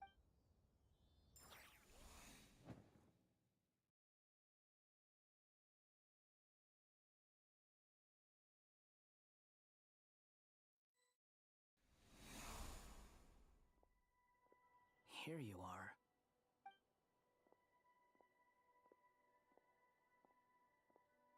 Oh, that guy. How come you're back so soon? Did things go... Fine. Dotori's been summoned home by the Tsaritsa. How about you?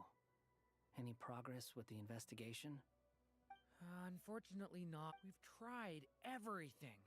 Different phantoms, different locations, different points in history. But the results are the same each time. Abyssal monsters roaming the land. People crying out in despair, with no hope of being rescued. Every time I see it, I can't help but think, is this what it was like in Mondstadt when Dragonspine Durin attacked? And if I fail in the task I've been given, will I create yet another tragedy? That's just meaningless speculation. When we encountered similar phenomena previously, I tried to interfere with those illusions, using sounds and lights to guide them. However, we could not change their fates. At most, the events of the past are like fate that has been written into Irminsul. There isn't a living thing in Tevat that can escape its past. But Miss Alice instructed us to try to find ways to change the outcome that these phantoms face. It's an impossible task. Since she asked us to do this, I feel like it can't truly be impossible. Or if it is, well, mages can make the impossible possible. I could not have been born as Durin otherwise. But you also said that your past 39 attempts were fruitless. That's true. But you're still going. Yes. After this many futile attempts, surely you realize that you're not doing this because you still believe what some mage told you. It's because you want her hypothesis to come true. It's something you wish for deep inside. So, think for yourself about what you want to do. As long as you don't believe it's futile, it isn't. Yeah. Previous experience indicates that we cannot touch the phantoms, which limits the effectiveness of our interventions. If we want to clear this hurdle, we need to break this rule somehow. Same thought here. Following the same rules means repeating the same failures. Reducing ourselves to mere playthings of fate. So you mean we need to figure out a way to make contact with them despite... Yes, and I suspect that's something only you are capable of. Everything in Tevat is logged in Irminsul. This corruption allowed things that should not have existed in Tevat to appear. This is tantamount. You're saying abyssal power might be able to affect those phantoms? No one's ever tried it before. If you're gonna try it, it'll take courage. And you... Is anyone there? She's missing. I hear someone inside. Ah! If I can use my abyssal powers to warn him that there is danger here, maybe it'll... Yes. The important thing is not the nature of the power, but rather how you use it. To intimidate and obstruct. Sounds about right for the Abyss. Let me try. I should be able to influence that thing. Have you seen a little girl? What? This isn't the time for that! Just run!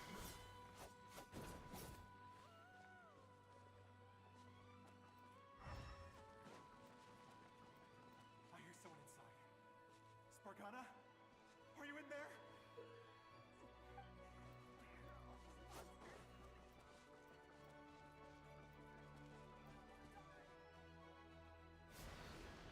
Ah!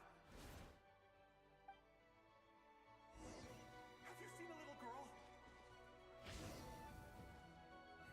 What? This isn't the time for that! Just run!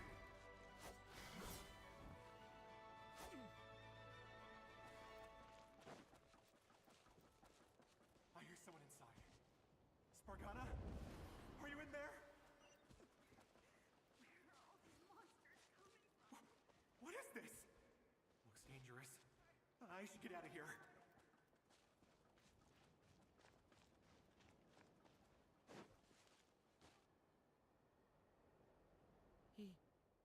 He really left. Ha! We did it! Don't celebrate too soon. Follow him. See what he does next. Monsters approaching from the front. You need to stop them and create an opportunity for him to hide.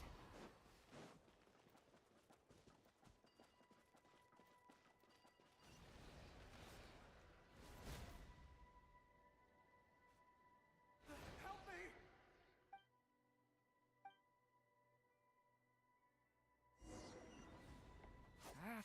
Monsters approaching from the front. You need to stop them and create an opportunity for him to hide.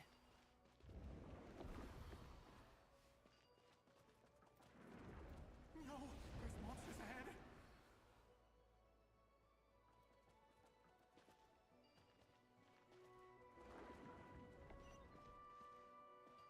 Wait, is that the barrier I saw earlier? Why is it appearing now? It's as if someone's controlling it. The monsters are gone.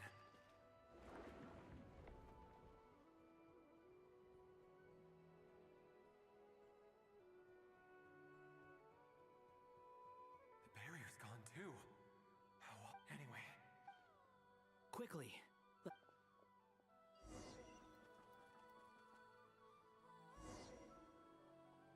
Wait, there was someone else here?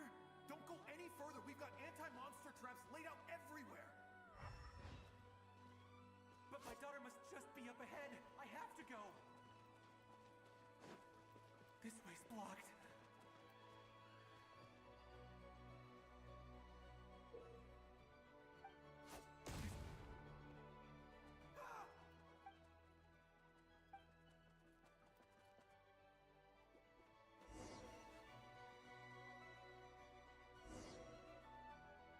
Wait, there was someone else here?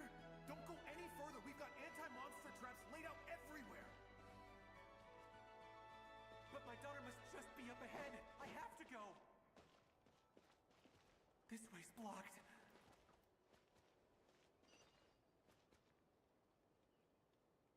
We might be able to use the explosives over there, but we need to take care not to hurt him. I'll use the barrier to keep him at a safe distance. This barrier seems to be helping me somehow.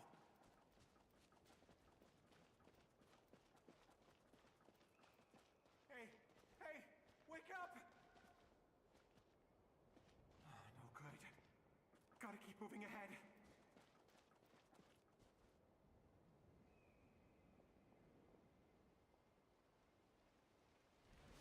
So many monsters! There's still a chance, Durin. Use the traps.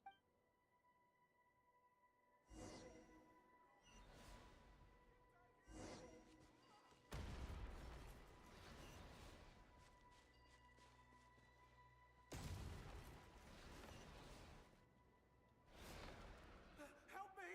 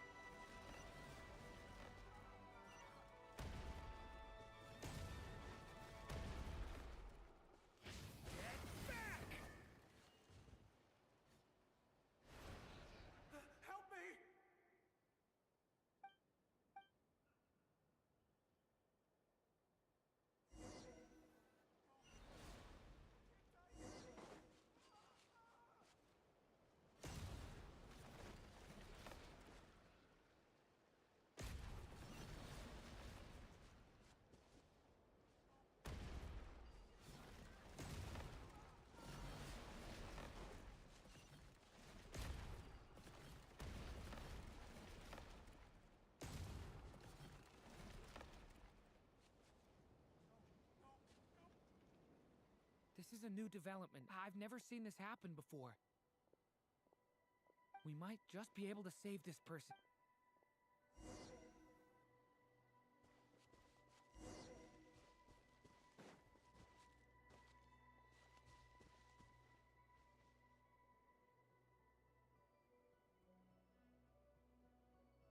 Hello there.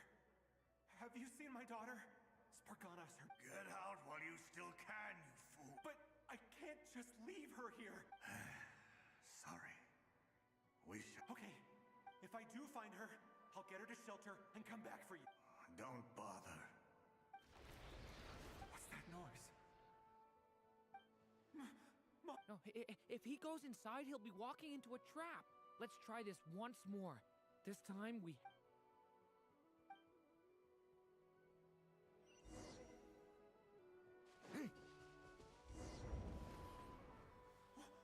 Why? How will I know where Spargana's gone like this? You know what? I'll trust this strange barrier. It's gotten me this far after all.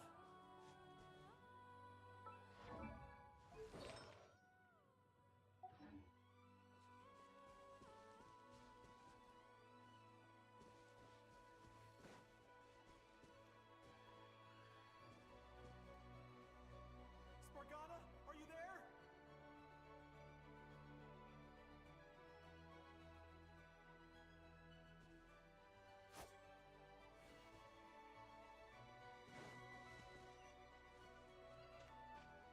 What?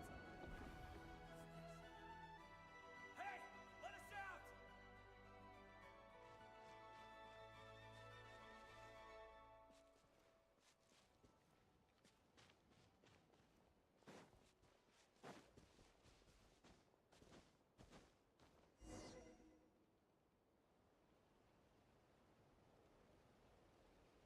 Huh? That looks like one of my... Yes, it's one of hers for sure. That's her name on it. Durin, just like last time. Use the explosives.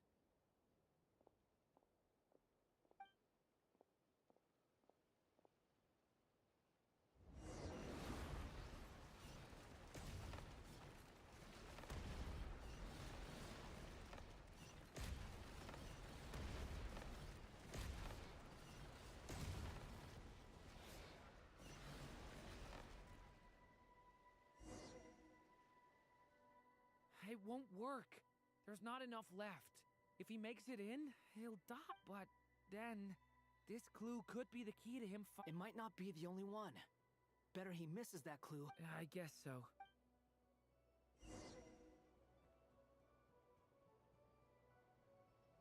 Stop him, Durin. We can't let him get any further in. That's my daughter's book. I've searched and searched and searched. I no longer have anywhere.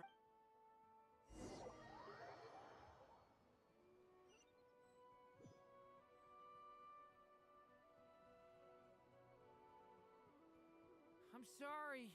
I'm so sorry. He refuses to go anywhere else. Whether he opens this door or not, all that awaits him... Albedo? Hat guy? Let's try one more time. I don't know how we're gonna do this, but I don't want to give up either.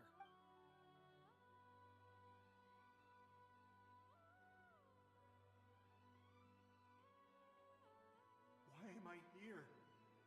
What's going on? All these scenes running through my head. Huh? His reactions have changed. How many times have I... Huh? You can see... I feel like I always could, but that I only just realized you were there.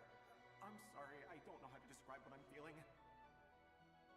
But you were the ones guiding me using that marked barrier, right? I haven't done anything yet, but those monsters, those deaths, I won't find my daughter. What? No. Yes. Even so, we're trying to find a way out. You've not seen my daughter either. It seems she really isn't here. I'm sorry. I'm just tired. How long do I have left? Experience says 15 to 20 minutes. 15 to 20. Thank you for all your help. Let's rest a while. Now's not the time for you to start pitying up. It's not pity. I'm just...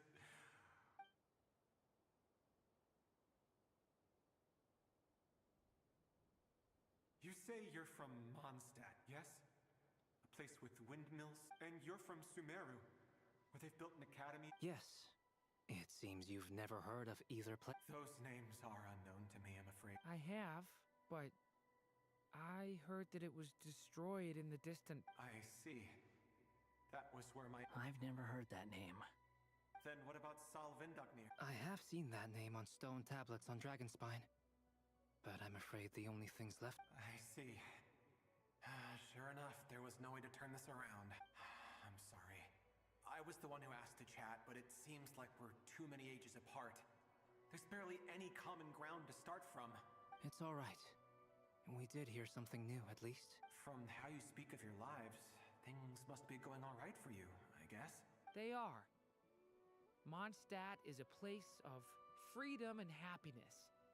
There's a lot of good people in the church and the Knights of Favonius, and even outsiders find that we have festivals a few times a year. Everyone gets together to drink. Sumeru is a lot more uptight. Not really the kind of place where you can relax. It's a nation fraught with problems wherever... But if all you want in life is to seek knowledge... That's wonderful. In other words, after this all-devouring black tide passed, humanity did not merely avoid... I mean, I can see you all right now.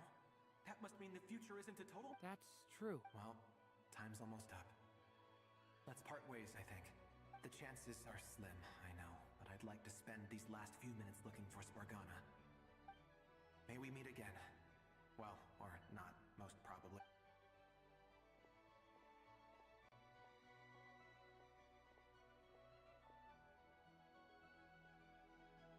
He's gone. In a few minutes, he will meet the end that was his to begin with.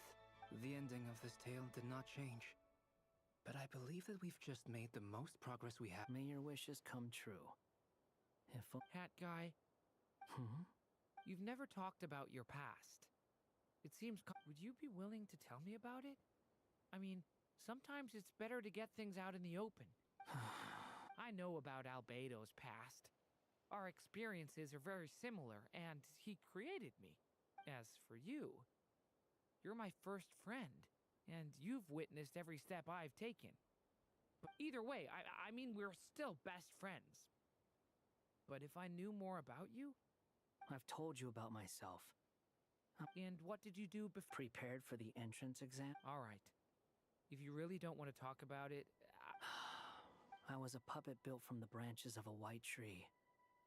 Using technology left behind by the Conrian schools of mechanical engineering. A white tree? Yes.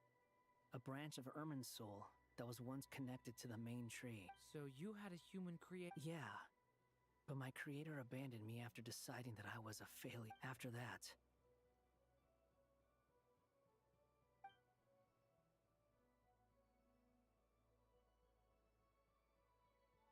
Durin. Resisting the influence of the Abyss, suppressing the urge to destroy, trying to do the right thing. But no matter how hard they are, trying to You asked me if you would create a new tragedy if you failed. But the real answer is... yes. That guy. But at least you've got people here to help steer you away from the wrong path. I will. All right. Break time. Hello? Hello, friends. It's me. What have you been up to, The amplitude isn't particularly high, but they're completely different signals from the ones before. And the scale is comparable to those I've detected Alice. We were unable to save that person. However, he appears to have retained a portion of the memories gained through that cycle. I see. Well, that is rather odd indeed. It definitely merits further attention. Could I trouble you to keep trying the same approach? I need to gather some more data. I should probably have Nicole come and check this out as well.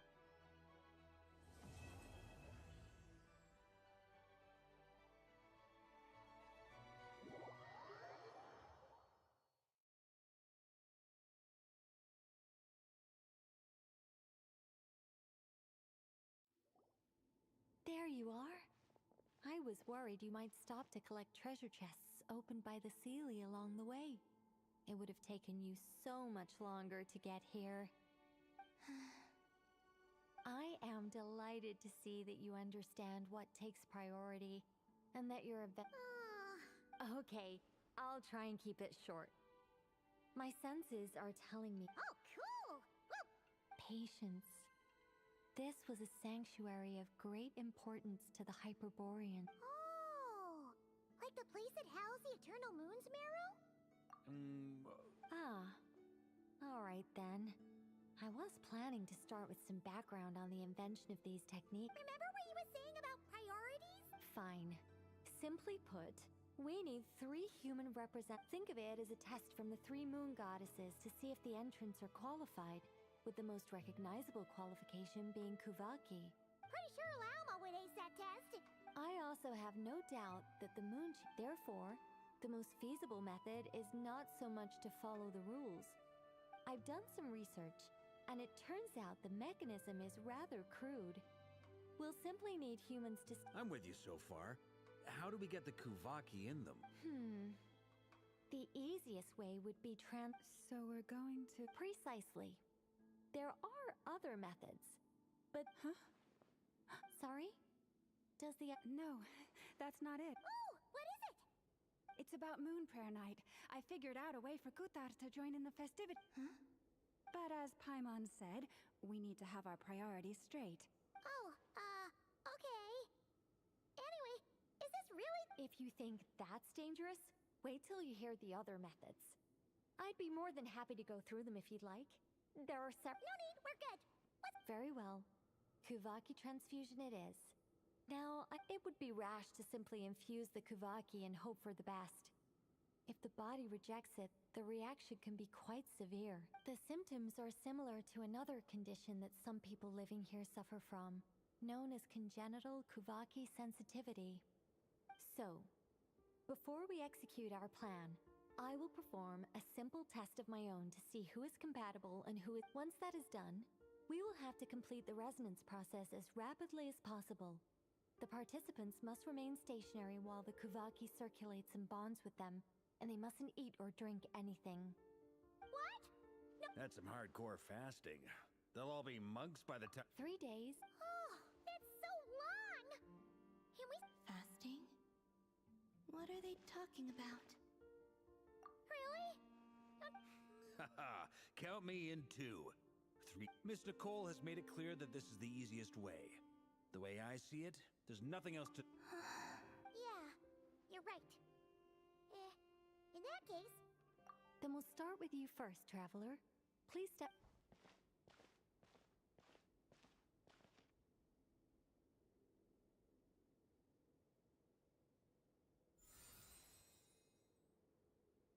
How's it going? Do you feel any... How about now?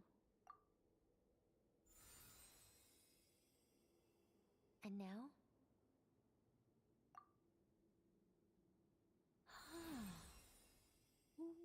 What about now?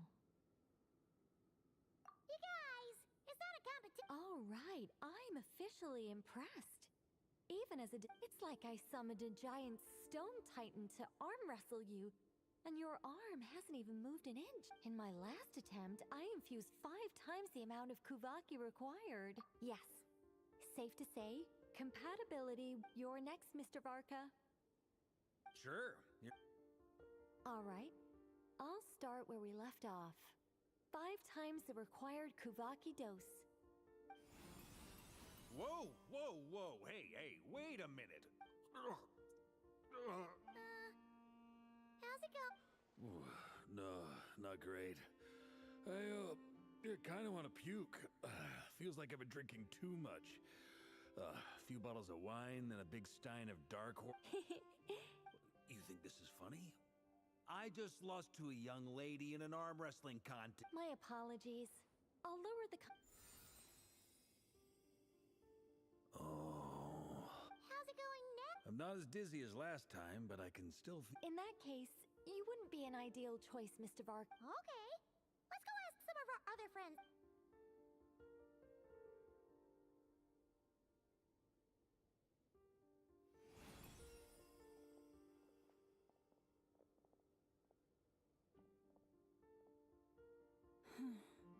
No surprises here, Miss Moonchant.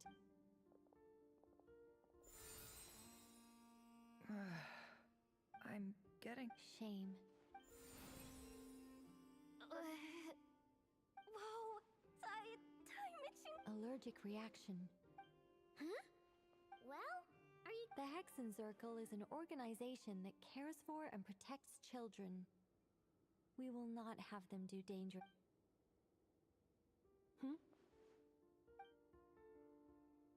Is something... The candidates have to be human. I guess that rules me out. Huh.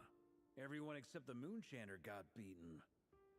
Guess I don't need to feel so bad after all. Perhaps I could ask for volunteers among the... I'll see about talk. In fact, I think we had some former Frostmoon Scions join up. Can you give me the scientific explanation for how the test works? Then we can just zip through Nasha Town, going up to people and press... No. Wow! How about I contact the Knights of Favonia's garrison in the Wave Chaser plane? Strange. The moon goddess is clearly revered by many people. She mentioned that the world has rejected her from the... And when we fought the Reikir of Solnari, it seemed... Also, Paimon's not sure revered is the right word for how... Gratitude, certainly.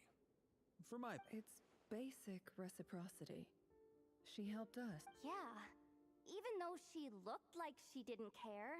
A review of the relevant data leads me to conclude that Miss Columbina... Yep, you bet! They really think so? I'm super surprised that Columbina isn't her actual name though. I know, right? Unfortunately, that's not our decision. Columbina.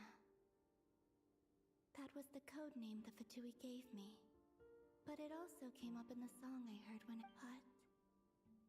Is that really all there is to it? Is there anyone left who will still call me by that?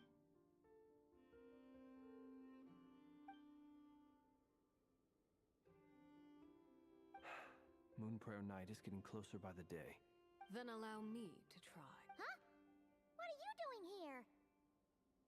You contacted your friends via the Adventurers Guild. Sandrone has been keeping an eye out for something since I have the ability to accommodate him. Arlecchino. When can we begin?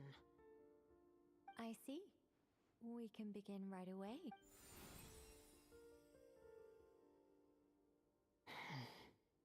How was it? Not at all. Then it seems we shan't need to look for additional candidates. Great! Cool. All right, like Paimon said, the rest of us can take turns making sure the three of them stay warm and... Then my job is to take care of the caretakers. I will ensure... I'm ready as well.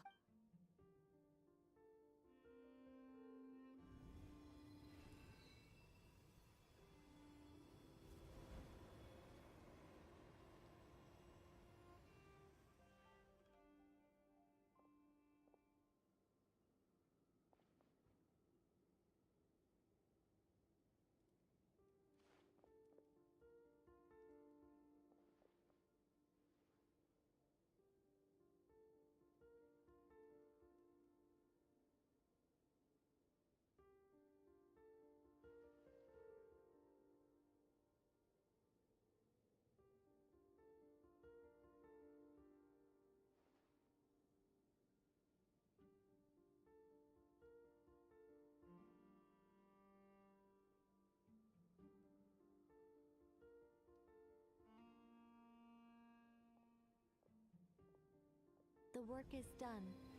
The sacred scroll shut. The stars grow dim, the people silent. The white sun sets, the silver moon rises. O path to the temple, appear now before us.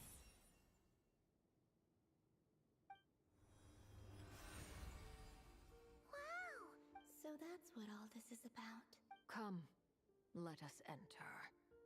It might be best to eat something first. They will head and sit. They will need to enter this gate.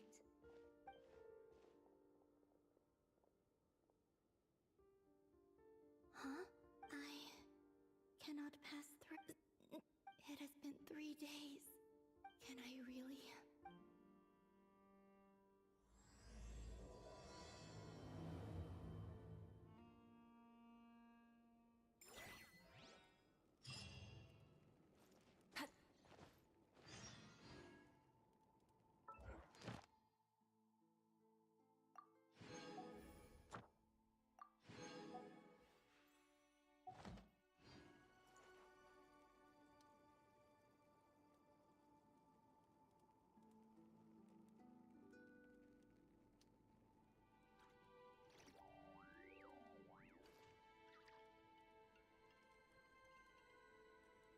Hey man, what's up?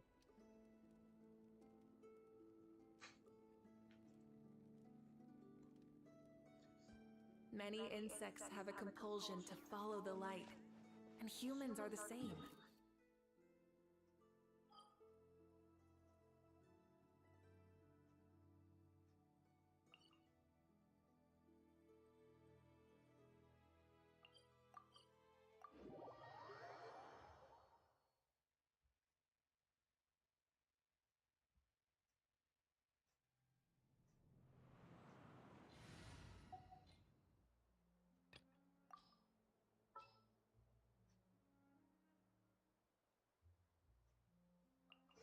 There's still a long road ahead.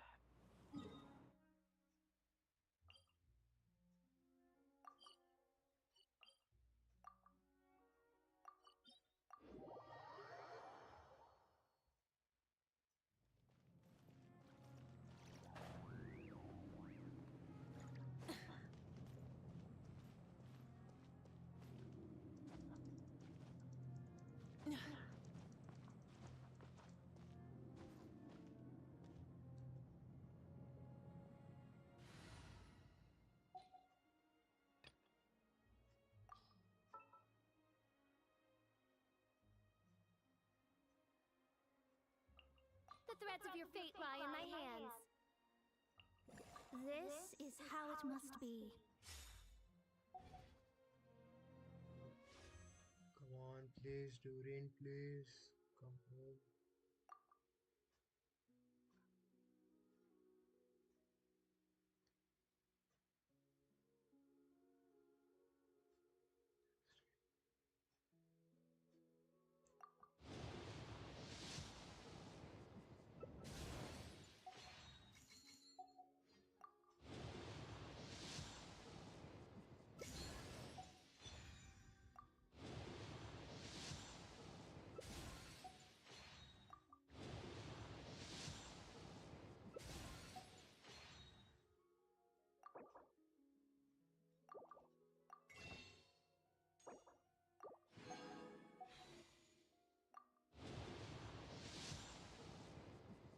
Holy shit! Come on, please, please, please.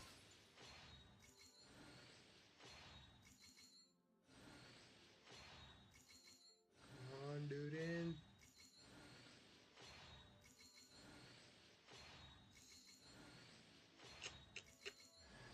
Oh, fucking hell. No!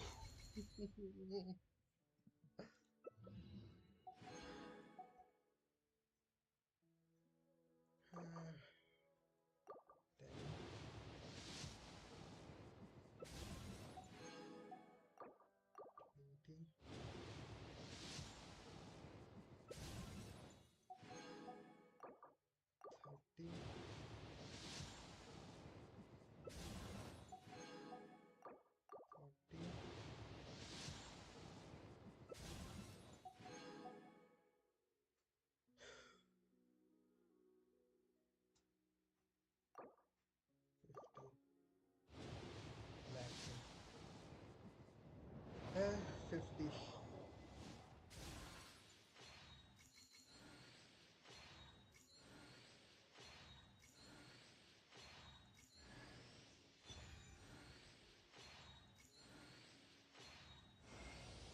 It's been a long time. Welcome home, bro. I'm Come on, double, double, double. Fuck.